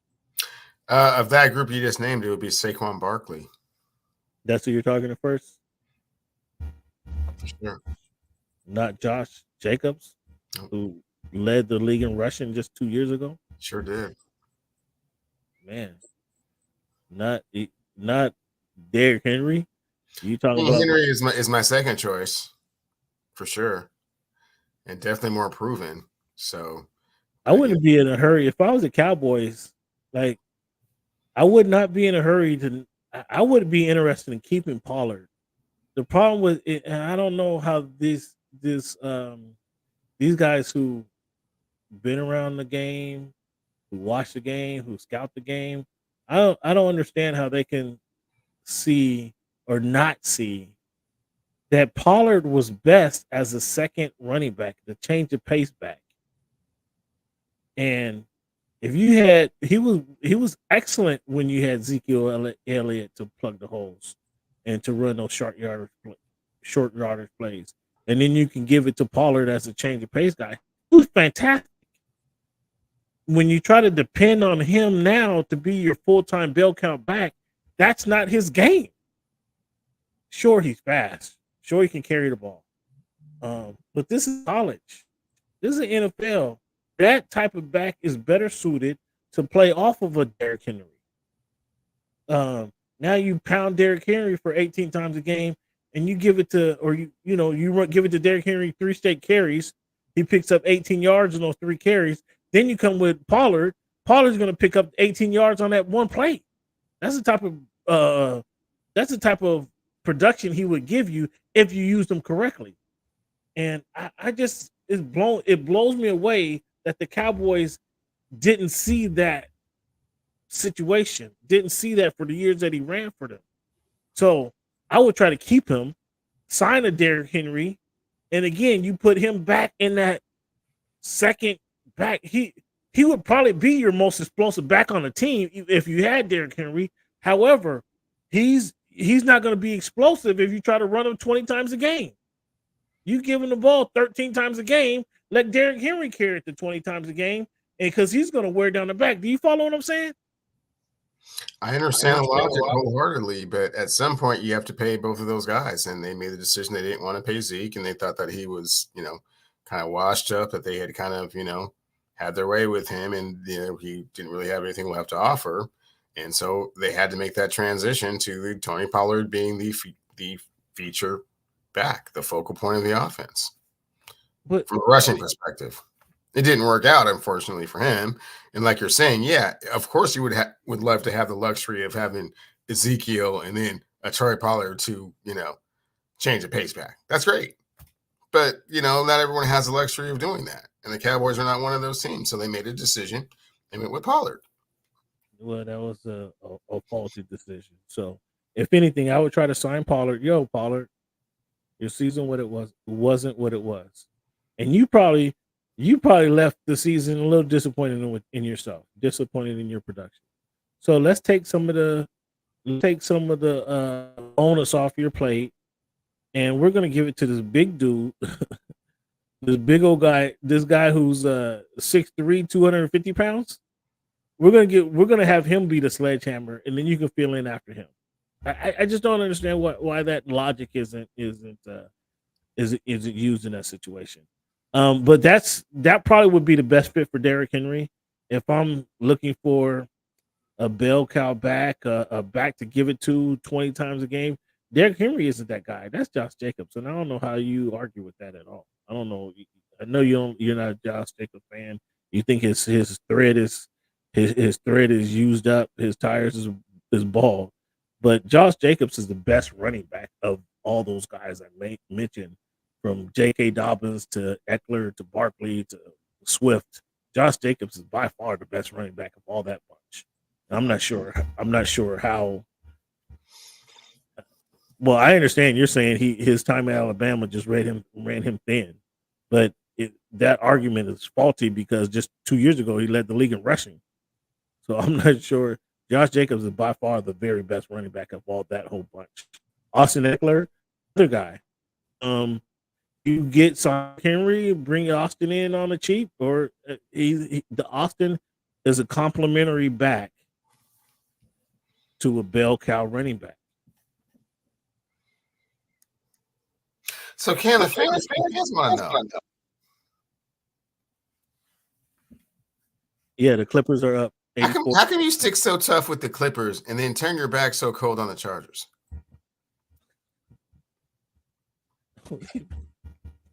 How I turn my back on the Chargers? The Chargers were horrible. The Chargers were horrible. What? Excuse me? What? The Chargers were horrible? Wait till the season starts. Oh, so then you're back on board. Come on, Cleveland. I made it explicitly clear why I had to jump off the Charger bandwagon. I made it, didn't I?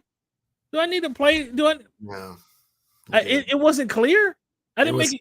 It was the culture. You were disappointed in how the culture was going, which is the one thing that you were, preaching the most.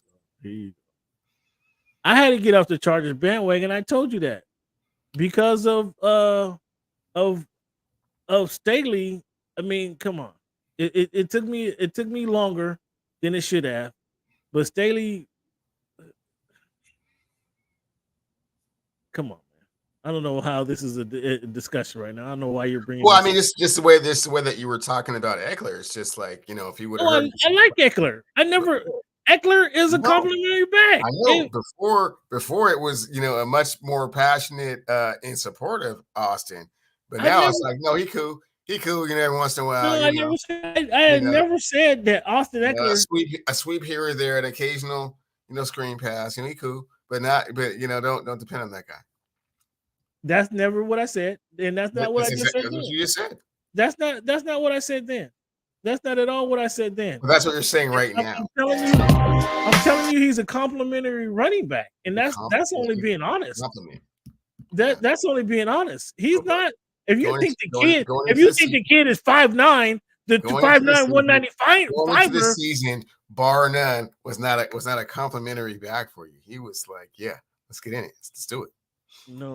No, he's the fantasy wizard. Yes, he was. Oh wow, now he's just a fantasy. Ooh, wow. Shut the door on him.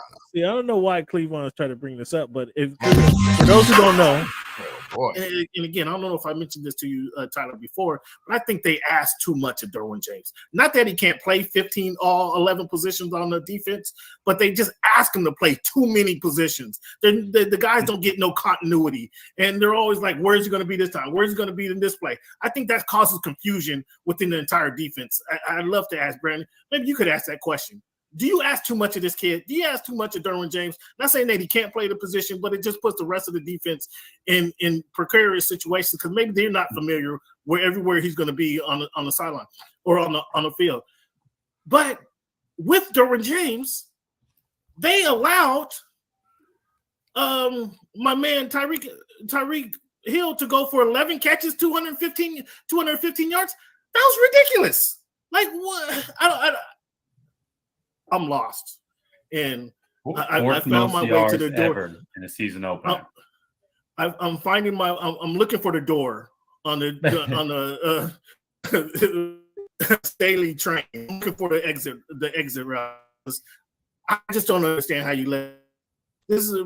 I mean, I've been defending this guy, but if your defense continuously gives up points, you got Herbert doing. And I'm going to talk to you about Herbert as well. You got Herbert doing what he's doing, putting up 30 points a game, and your defense can't slow anybody down. Like, and you're supposed to be the defensive coach. Like, what's going on here? Every week you can't say, well, we have to play it better. We have to play it better. We didn't match up with our assignments. Well, now something's going wrong. If you're not able to match up your assignments week in and week out, either the teaching is not getting done properly or the guys aren't accepting it. Either way, that's the teacher's problem. If our grades, if we're not getting passing grades, either teacher's not teaching it or we're not grasping the concept, right?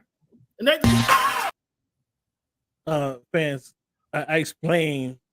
Man, preach on, Cam, preach. Why Staley playing? Say what you yes. Wow. I mean, and you let it go.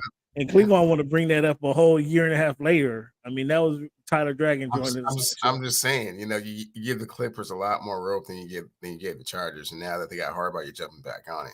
But I just thought it was just really, cold blooded the way you just spit on Austin Eckler and walked off. I didn't. I had to pull up the clip because he's trying to make stuff up. I got evidence, man. I had to pull up the clip and show him, right? Okay. Well, hey, man, there's plenty of teams that'll take Austin. And again,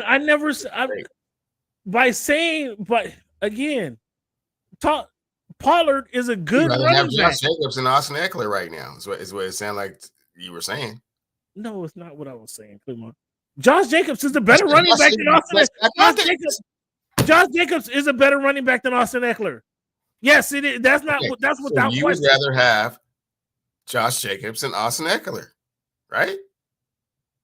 Yes, he's a better running back. Absolutely, he led the league in rushing 2 seasons ago. What are you? That was 2 seasons ago.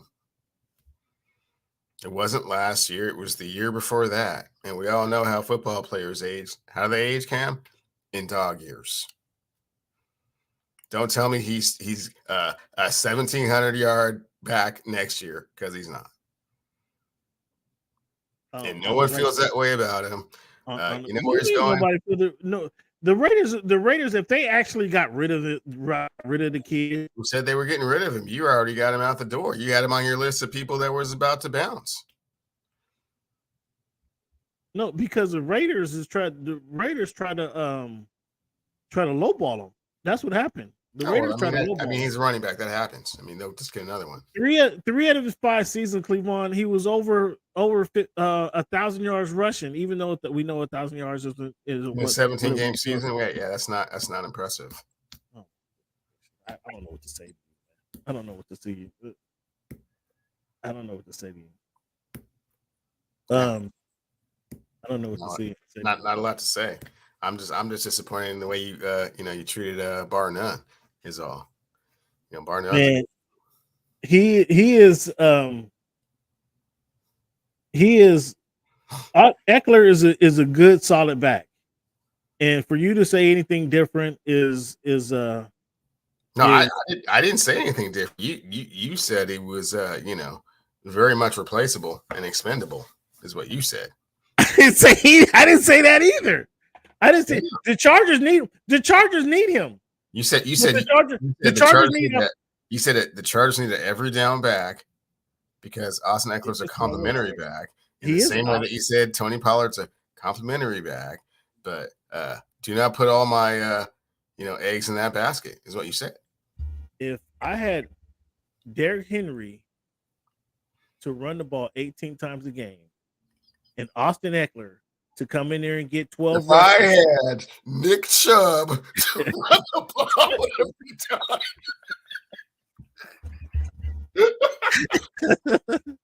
and he's not. And Austin Eckler to come in every once in a while to dazzle him. Come on, man.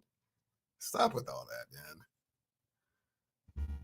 This is you're missing. Not big, strong, powerful, durable backs, but you're missing it. You're missing it. Either is your guy Christian McCaffrey. Is he a big, strong, durable, kind of guy? Oh, here you go. I can't believe you're doing this. I cannot. I mean, is Christian an every down back? Is Christian different than Tony Pollard and Austin Eckler? Absolutely. Sure. Absolutely he is. Absolutely. But because he's a compliment, right? Because he has other backs to kind of compliment what he's doing. I can't believe now you're trying to compare Austin Eckler to Austin Eckler to Christian McCaffrey, Cleveland, the guy who you consider to be a special teams player. Yeah, man, that was 7 years ago, Cam. You're still on that, which is crazy. But yeah, Christian's not going to. You saw what happened to him in Carolina when that was his role, right? No, they didn't. They didn't. You see that? This way. This way. Yeah, you're good right there. Okay. Yeah, you're good right there.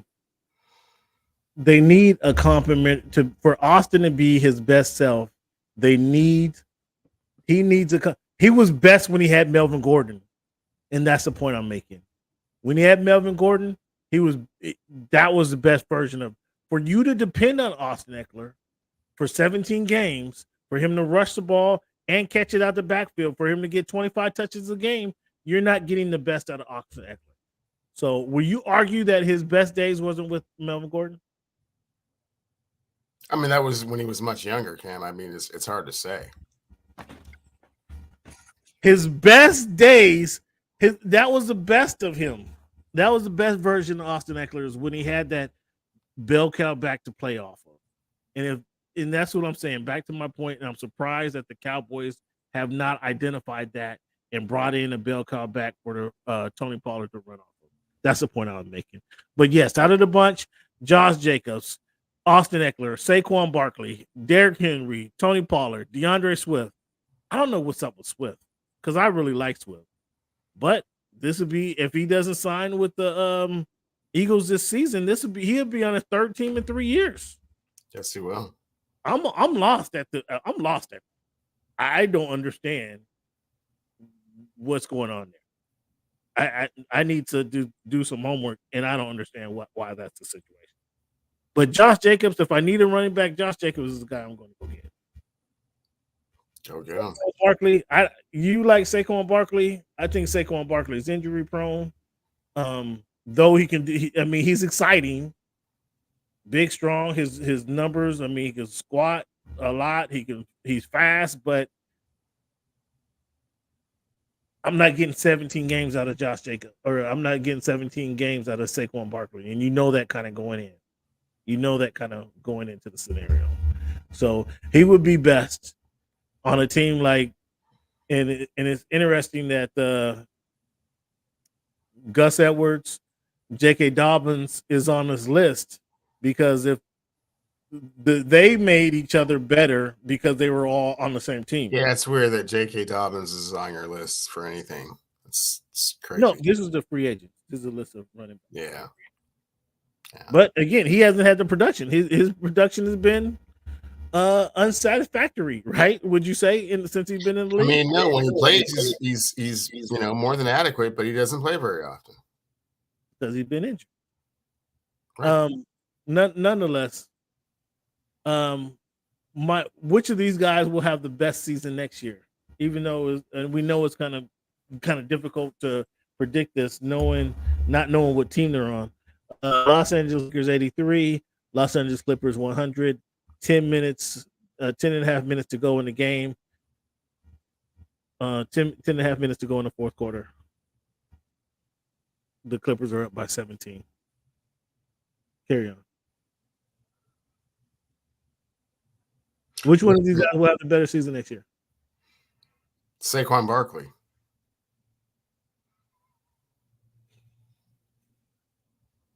Who would you think would be the best fit for Saquon Barkley? The Dallas Cowboys. No, the Dallas Cowboys got him, and he could play 17 games. They would need Derrick Henry and Tony Pollard. If he could play 17 games, man, he'd be a productive back. But when's the last time he played 17 games? The Bucks plan to release Shaq Barrett. I mean, Shaq Barrett, is that somebody that you go get? Potentially, depends on what the price tag is on him. But he was certainly a productive, linebacker for them. I don't know. That's a salary cap tragedy right there. Yeah. The Dolphins are set to release Xavier Howard. I told you that a couple weeks ago, didn't I? That he's going to be on the blocks. When I tried to propose a trade for Waddle for McDuffie, you laughed at me. Now we see the KC is they told Snead, if you can find somebody to trade for you, go ahead. I told you KC don't pay their cornerbacks, whatever that is. I mean, obviously they were riding with veteran cornerbacks for a while there. They had your guy from Washington who played he's been all over the league now. Baltimore with the Raiders. Yeah, well, yeah. There's I mean, McDuffie's also from Washington, in case you weren't aware. But you're talking about Marcus Peters, I believe. Yeah, that's what I'm saying. He's been all over the league. But so they were riding with veterans for a long time, and then they just switched. Now we're gonna ride with rookies, and they've been with rookie corners, but they don't pay their corners. And here we are. We see if you didn't believe me, here he is, their best corner on the team. They just told him, if you can find a trade, go make a trade, or we're gonna tag you. Either one. So what do you think? What do you think about that? I mean, it's hard to argue with that logic. I mean, they're three Super Bowls in the last 4 years. It's kind of hard to argue with what they're doing. But what do you think about that situation? I would take the tag. I mean, you certainly don't want to leave the dynasty prematurely and go somewhere just because. If you're already getting paid like one of the top 5 players at your position, I would do that. And work it out next year.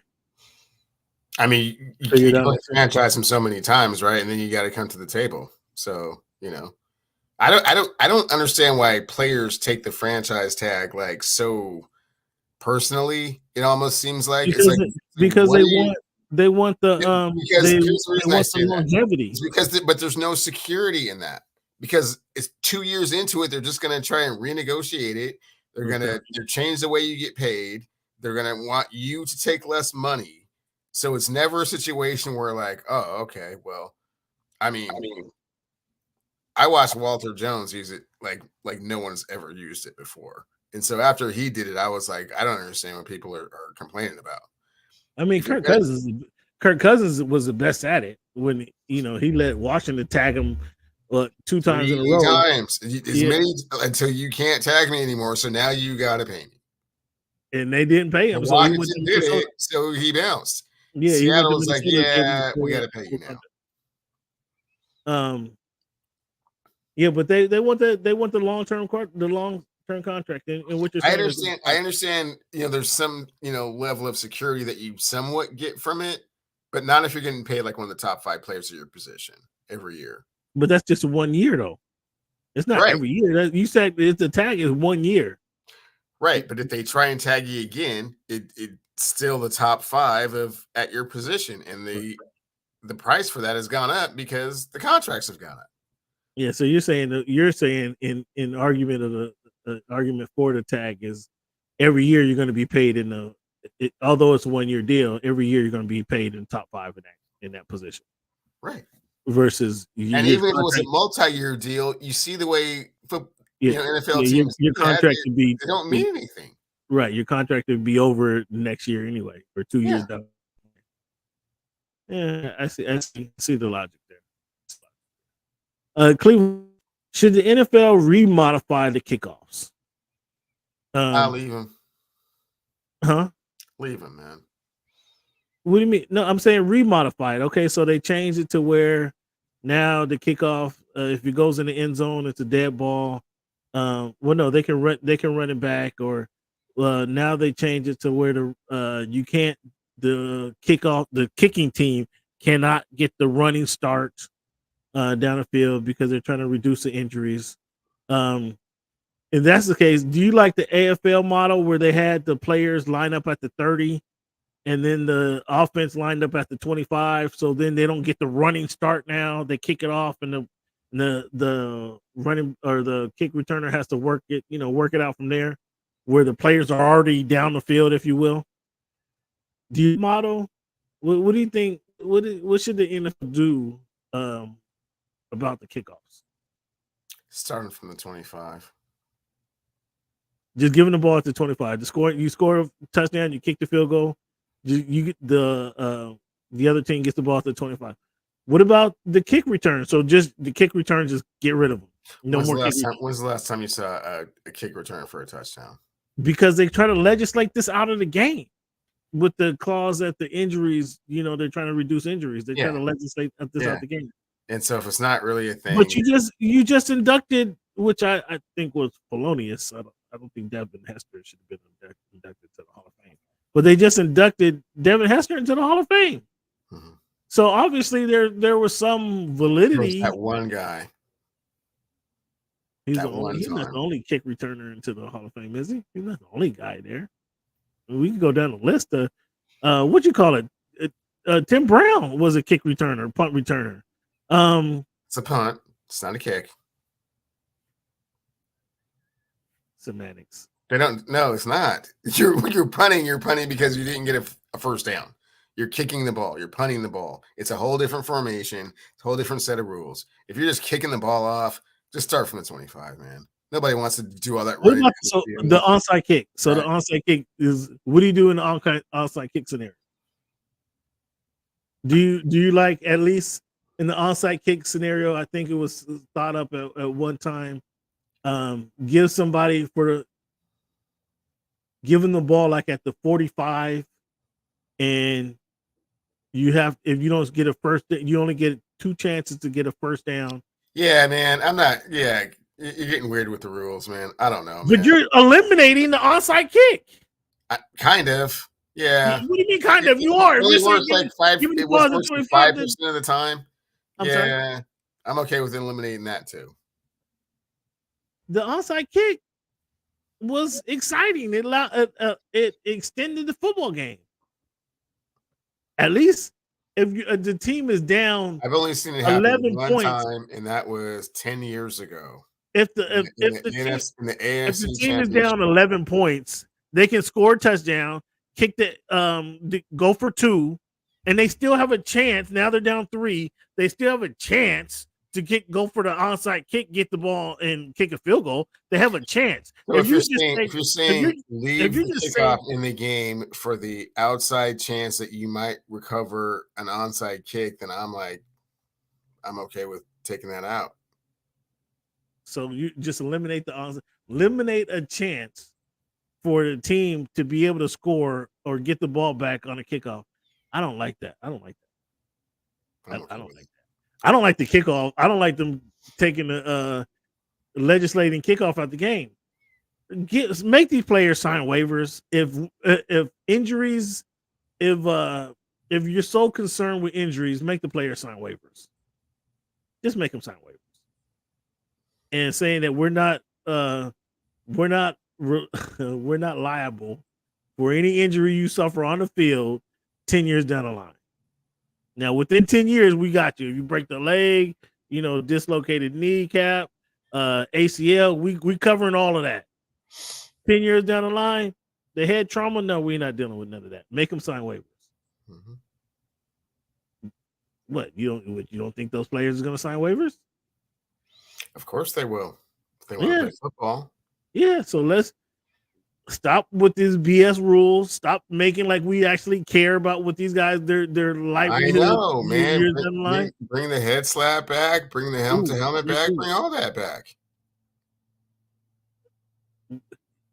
Would you not be happy to see regular football game? I mean, all you gotta do is sign a waiver, man. Just sign a waiver, and whatever happens 10 years from now, hey, man, that's you disagree with that? You disagree with that? Yeah, you scoffing at that idea? It's barbaric, bro. That's what football was, Cleveland. I know, and that's what they're trying to you don't remember out of the game, the barbarism of it, because of what has happened to these players after their football career is over. What you're saying is sign this piece of paper. Let's clarify. You're not liable for anything that happens to you while you're doing this. Cleveland, if they cared, they'd have medical institutions established specifically for these players to make sure that they take care of these players afterwards. Make sure they take care of the players that played in the 70s. Make sure they take care of the players that played in the 60s. If they truly cared, if they truly cared, they would do that. But they're changing the rules so they can put it on a facade that they actually care about the players' well-being down the line. But it's really so to protect them from lawsuits. If they really cared, they set up these facilities and take care of some of these legends. If they truly cared, if the NFL truly cared. But that's not the reason they're doing it. They're trying to take care, protect themselves from lawsuits, moving forward. That's why they have these rules, right? Because of what has happened in the past. Because they received lawsuits, right? Because of how the game was. Again, make these guys sign waivers. Make them sign a waiver. It's nobody's responsibility. You accept responsibility right. For what may happen to you. Right. We will cover your injuries while you're playing for 10 years after you retire, 15 years after you retire. All right. But everything is we're going back to kickoffs. We're taking away the defenseless receiver penalties. We're taking away all that. Okay. And let's see who really wants to play this game. Let's get down.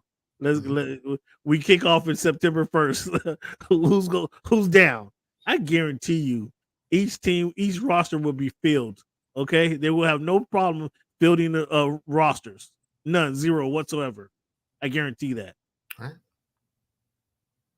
So you don't think they should modify the rules? I think, come on, man, you're eliminating the whole aspect of the game. Billy White Shoes Johnson. What do you know Billy White Shoes Johnson from, Cleveland?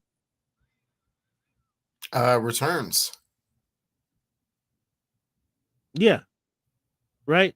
What do you know Dante Hall, who used to play for the Chiefs? What do you know him at? What do you remember him for, Cleveland? Mostly punt returns. He had some kick returns too, man. Stop it.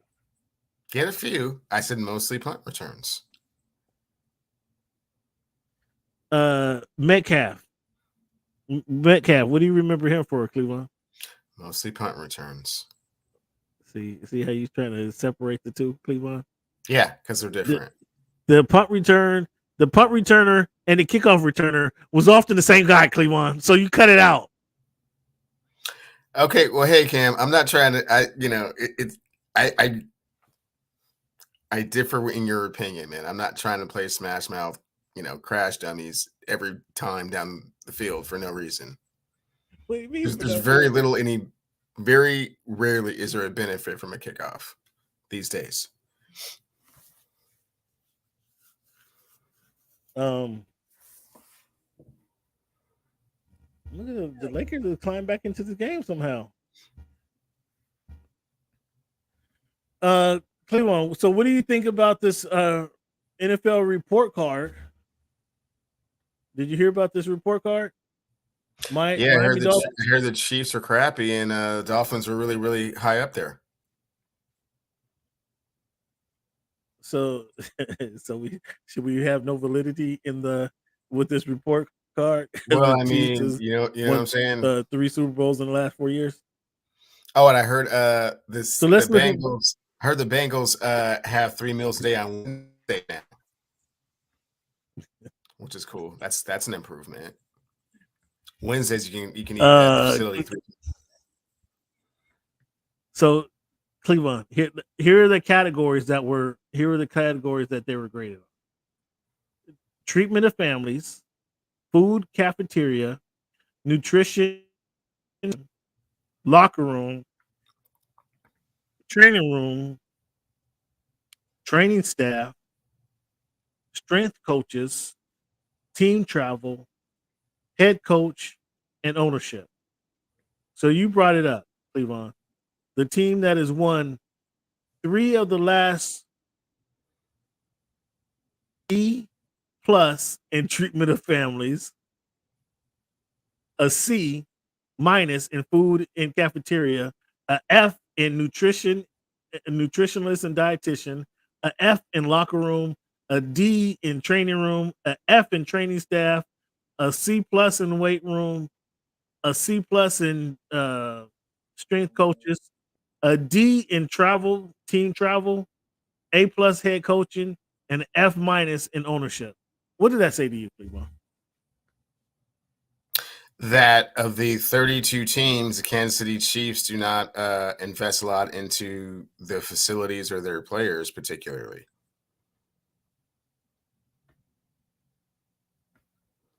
Conversely, the only other team that was worse than the Chiefs, the Super Bowl winning Chiefs, I may add. I mean, again, the team that has won 3 of the last 4.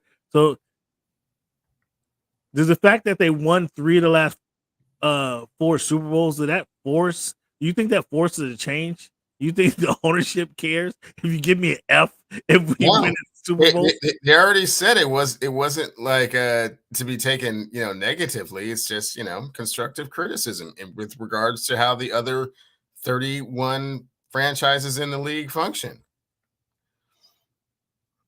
And you mentioned it earlier. The Miami Dolphins got an A- treatment of family, an A food and cafeteria, an A nutritious and dietitian, locker room was A, training room A, training staff A-, weight room A+, strength coaches A, team travel A.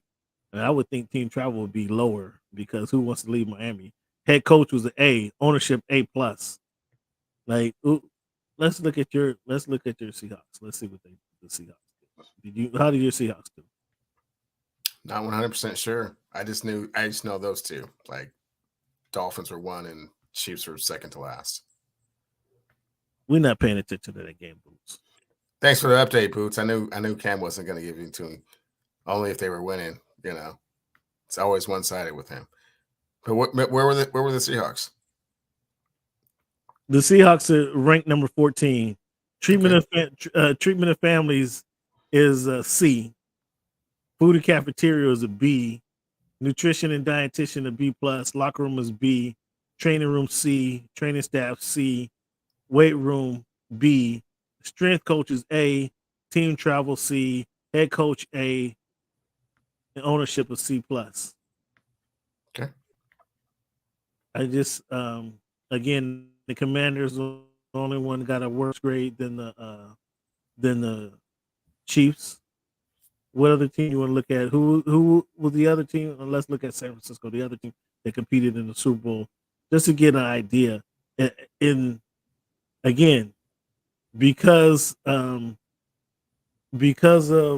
the Chiefs rating, I think all this might be just a farce. Truthfully, it's a tie ball game. A tie ball game, 3:50 to go. I can't say what happened, but here go Kawhi to the hoop, and I think he got fouled, but the ball went out of bounds. Tie ball game, 3:47 to go in the game. LeBron is playing Kawhi. He's following him around the court. Let's see what happened. Let's give you guys a little rundown of what happened. What's going on right here? Clippers try to inball the ball. They can't even inball. Did they call it 3 seconds or 5 seconds? The Clippers couldn't even inball the pass. Ty Lue, I don't know if a timeout was called or it might be the Lakers' ball because the Clippers could not inbound the ball. So San Francisco, the other team that competed in the Super Bowl, they were ranked with the number 6. Treatment of facilities is A. Treatment of families A. Food and cafeteria A minus. Nutrition dietitian B plus. Locker room B plus. Training room C. Training staff B minus. Weight room B plus. Strength coach B plus. Team travel C plus. Head coach A. Ownership A minus. Again, they were 6 ranking. These rankings, I don't want to say they're farcical, but I don't think it matters much when the team that win 3 of the last 4 Super Bowls got one of the worst rankings of all. I'm not sure it matters. No, the ranking is just fine. It just doesn't equate to winning or losing Super Bowls is all. Yeah, and yes, you're right, and I don't think it's going to change.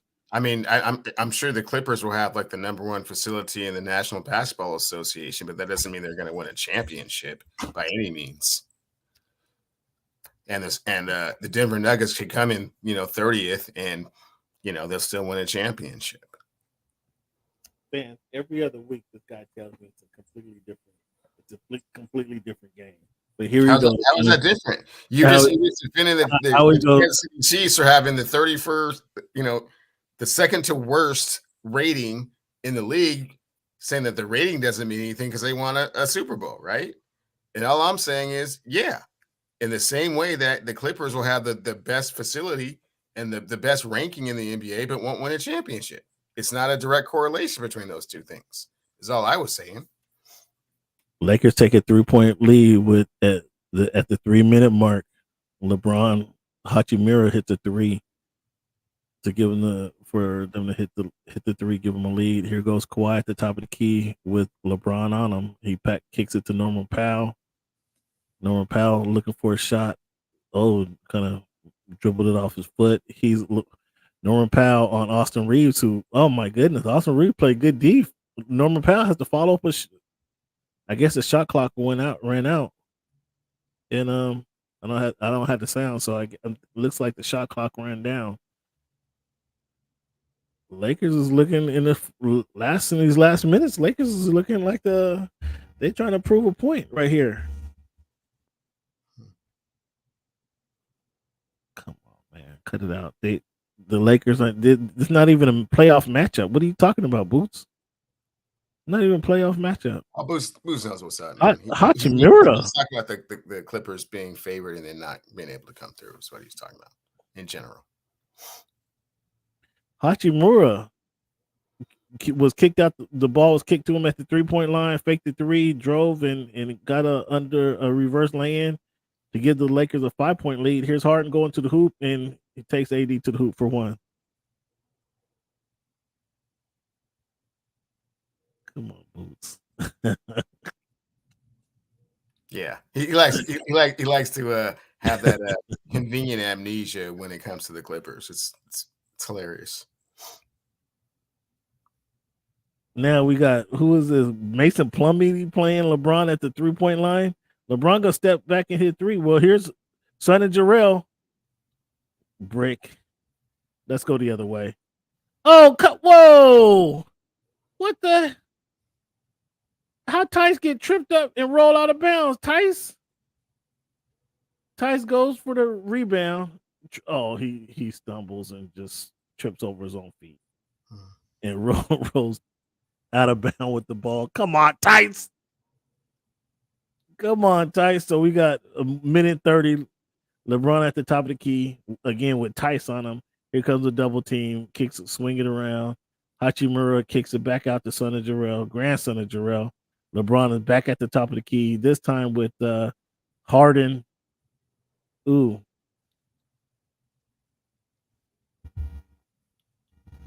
Guess that says it all, fans.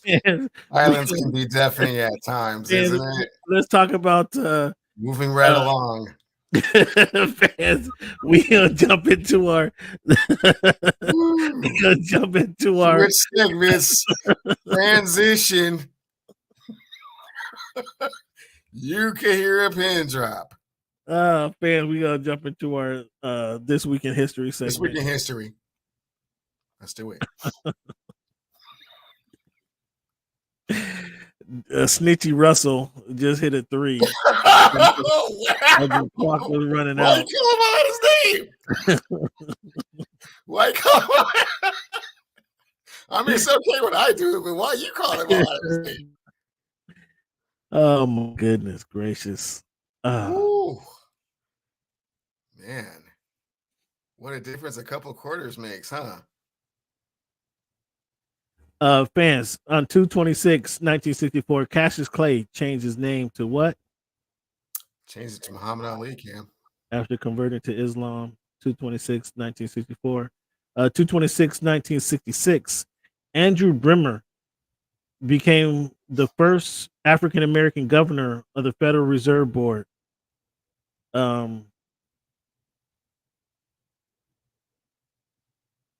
In 2/28/84, Michael wins 8 Grammy Awards for a commercially successful album. What's the name of the album, Cleavon? That was the Thriller, Cam. Do you remember where you were? All right, down 4, Clippers down 4. The Lakers got the ball. They must have cut the lead, apparently, because they're back to play-by-play commentary. Down 4, 50 seconds to go. LeBron at the top of the key with Daniel Tice on him. Pulls up a 3, and it's again another break. All right, James, we need some buckets. We need a bucket here, James. James was snitchy. Oh, he gets to the hoop, kicks it out to Kawhi with AD on him. Kawhi drives and gets a layup. So we get 2-point game, 36 seconds to go. 2-point game. The Lakers are up with LeBron coming up the court. Again, who's on him? We got Kawhi at the top of the 3 waiting on him. AD set the pick, and Kawhi goes over the pick, and now it's Kawhi and LeBron. LeBron driving to the hoop. LeBron throws it up, and it's off. And we got James Harden going the other way, or now he passes to Kawhi. Kawhi passes it back to James at the top of the key, back to Ty calls a timeout. 9.3 seconds to go. 2-point game. 114-112 Lakers. 9.3 seconds to go. Okay. Yeah, the ball got to go. Kawhi got to take the shot. Paul George is not in the game. Kawhi, AD didn't want to get a foul there. I mean, I think it should go to Westbrook to take the shot. Westbrook ain't even in the game, man. Come on, stop clowning. We'll put him in the game. Stop clowning. Dude, what do you think about JR? I can't hear the game, but we got JR Redick calling the game. What do you think about JR Redick as a game analyst? You know, JJ Redick is cool, man. I mean, he's opinionated, and that's fine. But you know, sometimes his insight is a little too personal for me. You don't like how he takes it personal, but he speaks from. He's been there though. Lots of players have been there. They don't make it as personal as he does, though. Okay. I mean, he gives you good insight from being a from being a player. They've all been players. Most of the people that do that are former players or coaches. Current, like he's more current than JJ Redick has never been. You hate, so you don't like JJ. You hate on JJ.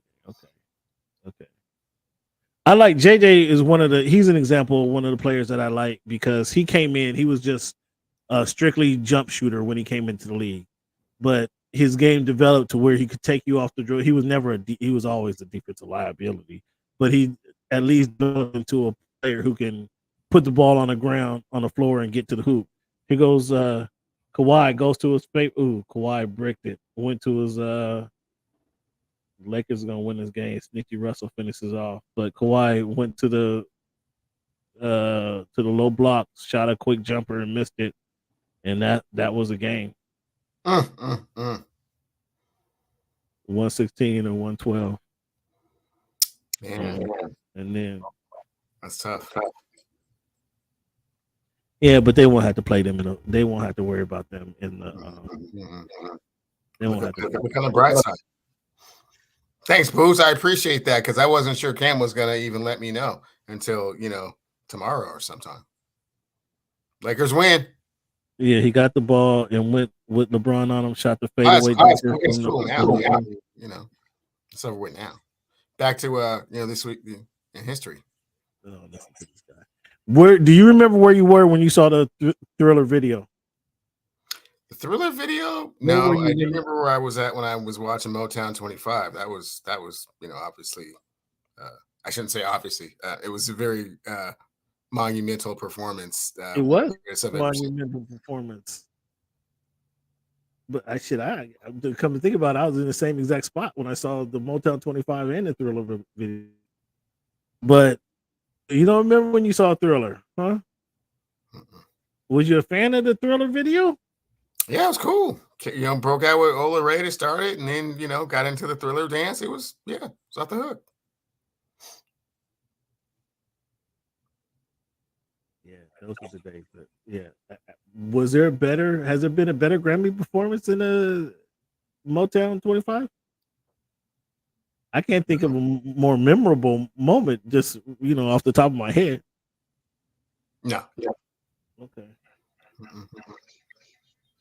Figure skater Debbie 227 1988. Figure skater Debbie Thomas wins bronze medal, become the first black woman to win a medal in the Winter Olympics.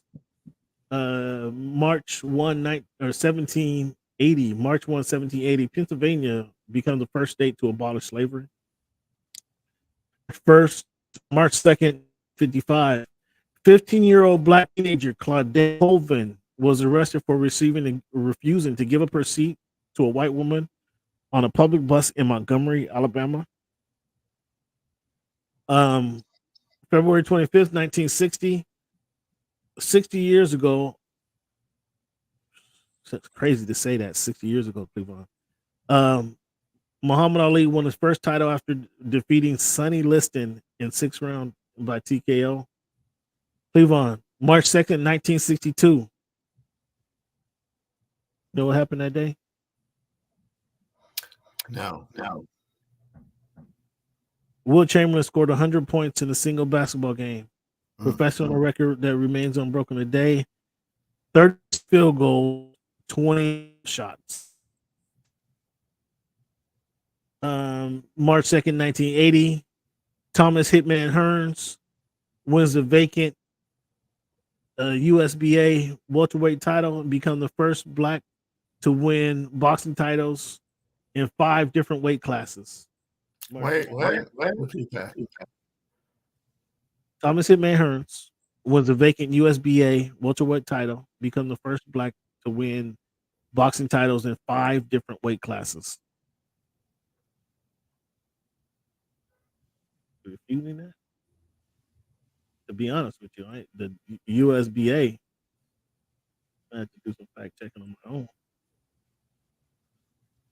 Cleveland, what is the best segment in sports? Television segment to watch. What is the best segment?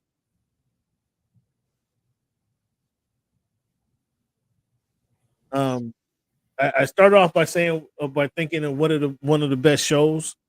And 30 for 30 came up. Oh well, yeah, 30 for 30 for BBA sure. I Like a Football Life on NFL Network. We like the Football Life.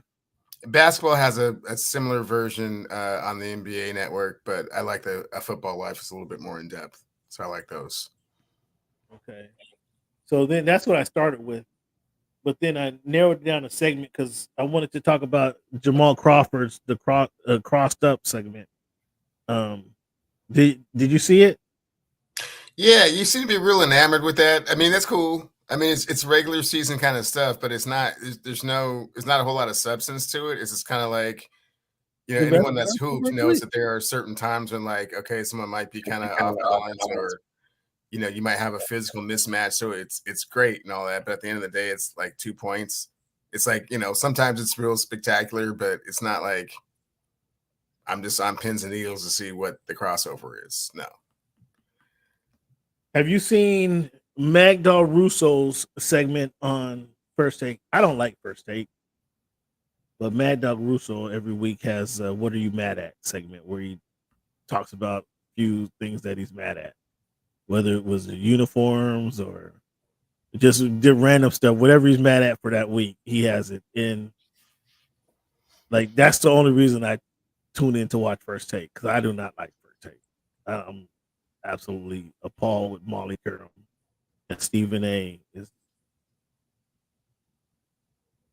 credit them for what they're doing, but I'm just not a fan of the show. Have you seen the Mad Dog Russo segment? I have not seen the Mad Dog Russo segment. Yeah, that's but crossover. Yeah, I like crossover. It's spin off of Shaqtin' a Fool, but the only thing I like how they carried over. How they carry over whoever had the best move last week comes into this week as the champion, and then we'll see if they pick some plays to dethrone the champion. So I'm with that. The only thing I would say is Crawford, I sent them a text, is like, let us know how long, like the top four, they were number one for 8 weeks, right? That tells you they were 8 weeks at number one. Who was number one for how many weeks? And then at the end of it, you could say, okay, although he was number one for 2 weeks, but your guy Wemby was number one for 5 weeks. So I think that would be an improvement to that show. Yeah, I don't. Yeah, it's evolved into something that's really kind of super corny. I mean, it was, I liked it when Max was on it because it was a very nice counterbalance. But Max was dope. I mean, but it was hard to watch it then because Max ran talk circles around Stephen A. And Stephen A. didn't like that, and that's ultimately what got Max off the show. Because Max, I don't know. Max is still getting paid. That's why he hadn't been on TV in over a year, because he's still ESPN owed him big money, and even took him off boxing as well. So he's just chilling. It's gonna be interesting to see when he actually comes back. But yeah, First Take. Yeah, that's a different one. So Cleveland, we got a couple fights coming up. We got Keith Thurman, Tim Tszyu coming up on the 30th of March, so we're less than a month away for that. Rolly and Pitbull Cruz. Again, you looking forward to any of those fights? No, not so much. I mean, if Keith Thurman can get one in, that's great, because he's a name people kind of recognize, and he can get in there and get slaughtered by somebody. Be fantastic. That's the problem. He's going to get his ass whipped by Tim Tszyu with you casual boxers.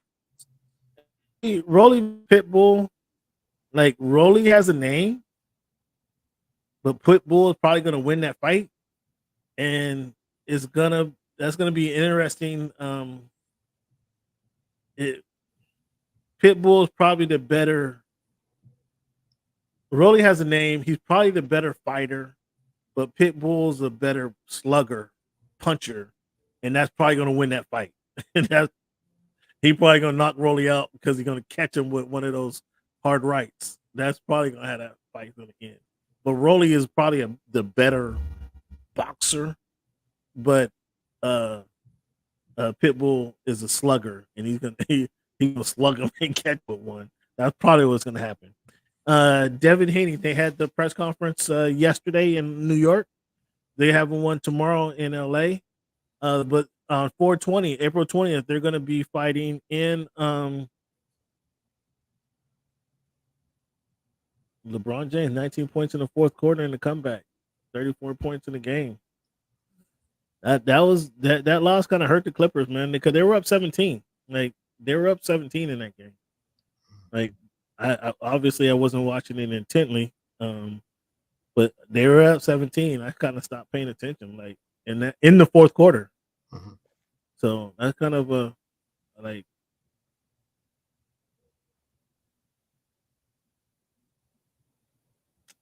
But yeah, Devin Haney versus Ryan Garcia again, April 20th in Brooklyn. They have the second press conference tomorrow in LA. What's your thoughts on? Are you interested to see Devin Haney versus Ryan Garcia? Hey man, I watched the Devin Haney hug fest. At the end of the day, he'll win the decision, and then we'll move on to whoever's fighting next. Great. This ain't gonna be a hug fest. Ryan Garcia. And so, do you applaud Ryan Garcia because he talked his way into the fight with Tank? There's no reason he should have been in the ring with Tank Davis. Absolutely zero. He didn't deserve to fight. His skills didn't match up in any way to Tank, but he talked his way into it. I want to beat this guy. I can beat him. I know I can beat him. Blah blah blah. And he got in there, and Tank did kind of have the rules that kind of handicapped him in a sense by saying they had to weigh in, but then Ryan had to weigh in the morning of the fight, and he couldn't be 10 pounds over the 10 pounds over the limit. So if they fought at 140, I don't remember. They fought at 135 or 140. I want to say it was 140. But Tank or Ryan, after the weigh-in, the fighters usually they do everything they can to cut weight and make the weigh-in. But then after the weigh-in, they go have a big meal, kind of fill back up. And so they're typically 10 to 15 pounds over what they weighed in at that day before, because they were just trying to cut their weight. But they had the clause in there that he couldn't be no more than 10 pounds over the weight limit. So that forced him he could eat, but not really a lot, right? So he said he was dehydrated, all this and that. When he went into the fight, and so when he took the liver punch, he didn't have anything to contend with the liver punch. But with there's not that contention in this. There's not that clause in this fight, and it's just going to be straight up. They weigh at 140, and then the next day they go ahead and do their thing. It's not going to be a hug fest. Devin Haney wasn't initially a Devin Haney fan. He's not a big puncher, and I don't think. This is one question as I report on Boxing Night, I try to get answers. Is how do you improve your punching power? Can you improve your punching power? Is that a thing? And how do you improve your punching power? Or are you just who you are? So, and you get conflicting, or I've gotten conflicting messages on that. Some trainers say you are who you are. Some trainers say, yes, we absolutely can improve your punching power. Haney isn't really going to knock anybody out, but he's going to box you, and his punches, if the accumulation of punches that he put on you, will kind of wear you down and beat you down. So he's definitely going to outpoint you. He's definitely going to outpoint Ryan. I don't think Haney is now that he's older, bigger, stronger, he's able to take a punch better. I don't know that Ryan has the power to knock Haney out. So that means they're going to be going at it. Ryan is not faster than Devin Haney. He doesn't have a stronger punch than Devin Haney. So if they just outpoint each other, Devin Haney is going to win, and he can end the fight in the late rounds, 8th, 9th, 10th, because his punching power is gonna the accumulation of power that he puts on him is going to weigh on him more. I don't see the only way Ryan can win this fight is Devin Haney doesn't come in this fight prepared. That's really the only way he can win this fight. Again, as I mentioned, he doesn't have the punching power. He's not faster than him. So it's unlikely that he's going to be able to if they go toe for toe, it's unlikely that he's going to outlast him. So I don't know. That's my synopsis of the fight. What's your synopsis of the fight? If you get him. Again, as I said, I'm not really impressed with either one of those two fighters. They're so names for me. I mean, Devin Haney a little bit bigger than Garcia. Haney's a 2-time champ. Yeah, I'm just champ. You know, from my perspective, he's a 2-division champ. I mean, I don't know what does he have to do to gain the respect? Average person does not know who Devin Haney is, so he's not a big name. Casual boxing. More people probably actually know who Ryan Garcia is than Devin Haney, even though Devin Haney has more belts. I'm not really overly curious as to who wins this fight. It's on to the next fight. Somebody's got to win. So I'm assuming it's going to be Haney. I don't think the fight's going to be particularly entertaining, but we shall see. The later rounds will be most entertaining. The later rounds, they're going to be posturing for 3 to 4 rounds because Ryan's not going to want to get touched, and he's not going to be able to touch Haney. And I mean, this is where casual fans, man, how do you not know the 2-division champion?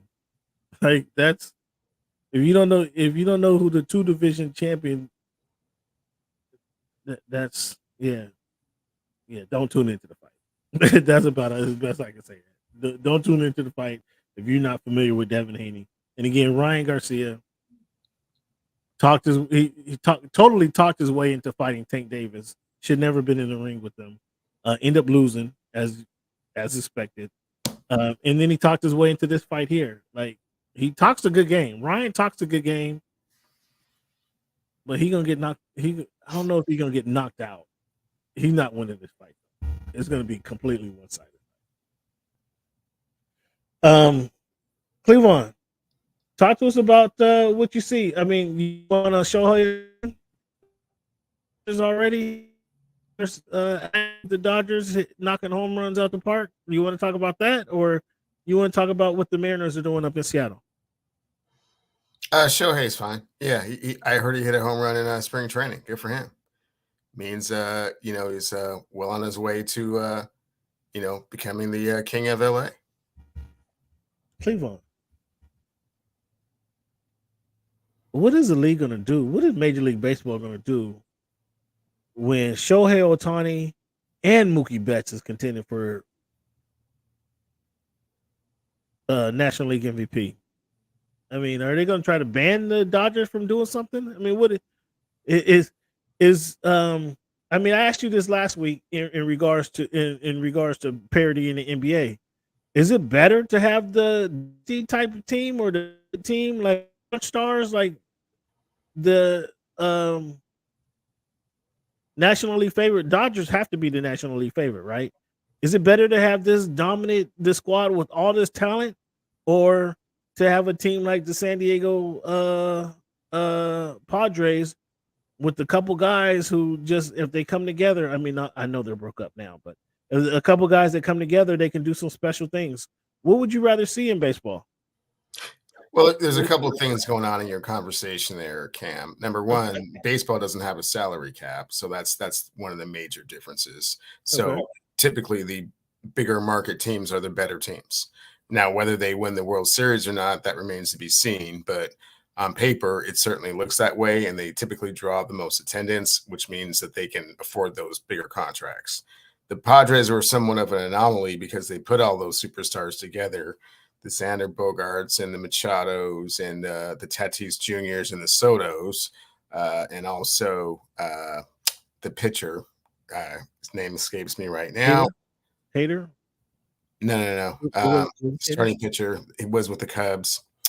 It'll come to me. But yeah, so they were way over payroll given the size of the market that they were in, which is why they had to get rid of Soto and kind of take it down at least one superstar. So the fact that the Dodgers are doing this is, it's actually good for baseball.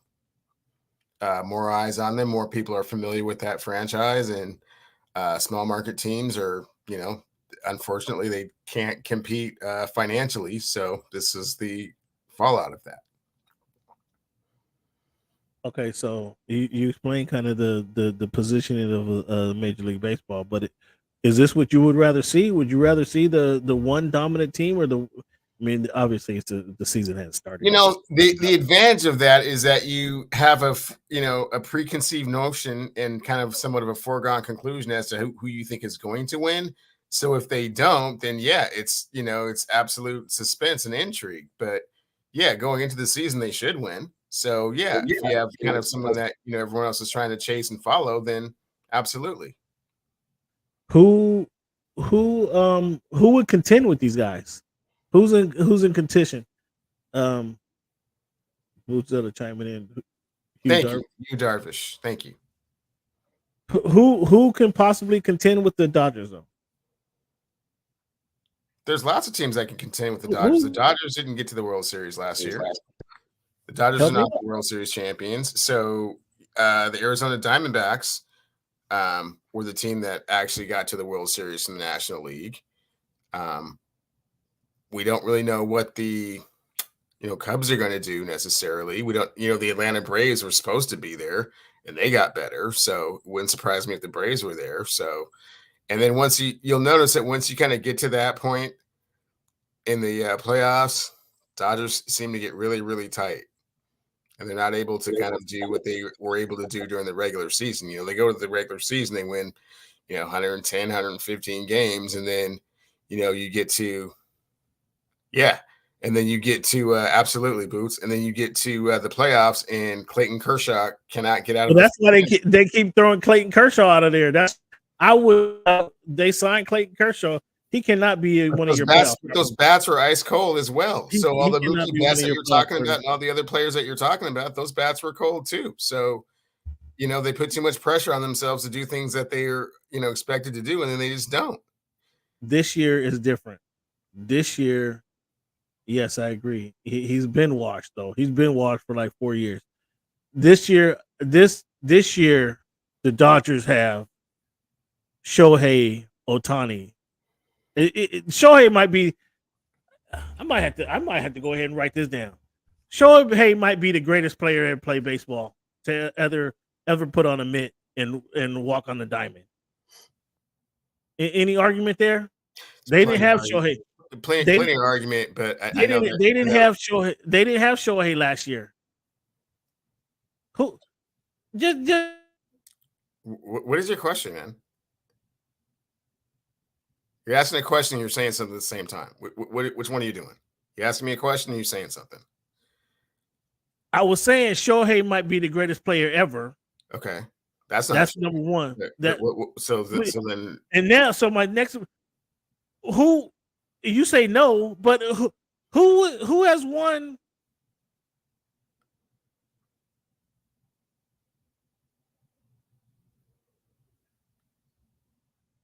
Shut you up. If he does that, will he shut you up? If you win MVP in American League, two-time American League, two-time American League champion, MVP, and if he wins one MVP in the National League, will he shut you up then? As the greatest player? No, not even close. That's funny, Boots. That's funny. What do you mean? What do you mean? Not even close? There's only one person who won an MVP in both leagues. Why wouldn't he be considered one of the best ever to play?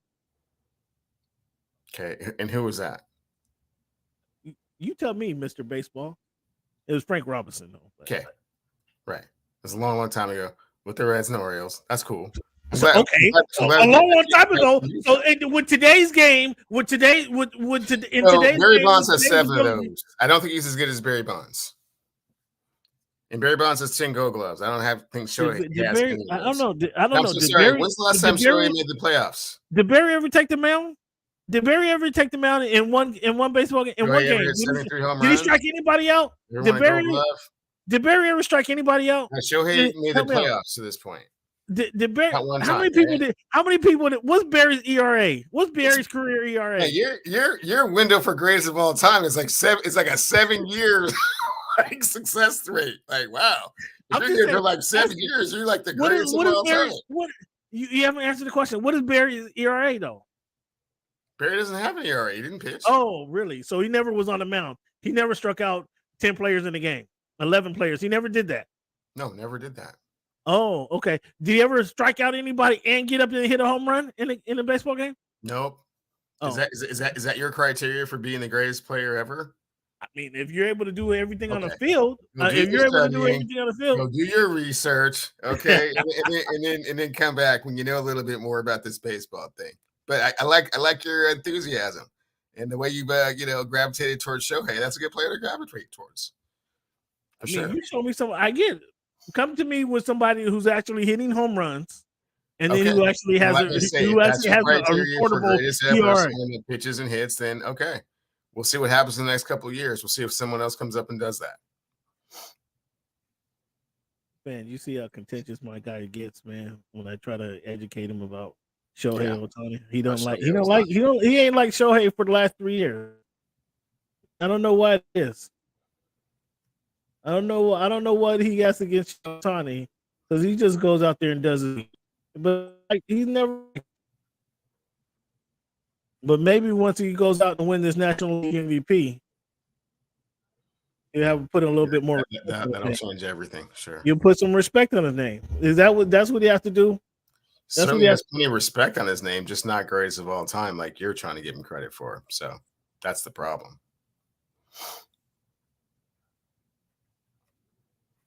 Fans, we want to thank you guys for tuning in. Give yourself a round of applause. Shout out to all you fans tuning in across the globe, wherever you are, however you're watching the show. We appreciate you guys. Like I say, each and every time. Thanks, Boots. Thanks, Boots. Go Cubs. Again, however you're watching the show, wherever you're watching the show at, we appreciate it, fans. Want to ask you, encourage you to, if you like what we're doing, tell a friend about the show. Again, nobody else is leading the show with a numbers game, jogging your mind about memorable players in sports. Nobody else is giving you this week in history, some historical facts that you can take home and win your, I say win the water cooler argument, but we established not many people going to the water cooler these days. But then nobody ends the show with the quote, or not that I know of it. Motivational quote. Here's a motivational quote to help carry you through the rest of the week.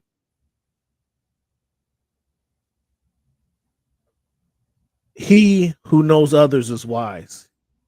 He who knows himself is enlightened. Lao Tzu. He who knows others is wise, Cleavon. He who knows himself is enlightened. Mr. Lao Tzu. Once again, fans, thank you guys for tuning into the Voice of the Fans podcast. This is something exclusive that we're doing for you guys. Please go out, have a good day. Enjoy the rest of the week, fans, and we will talk to you next week. Thank you. Thank you for making our voice your choice.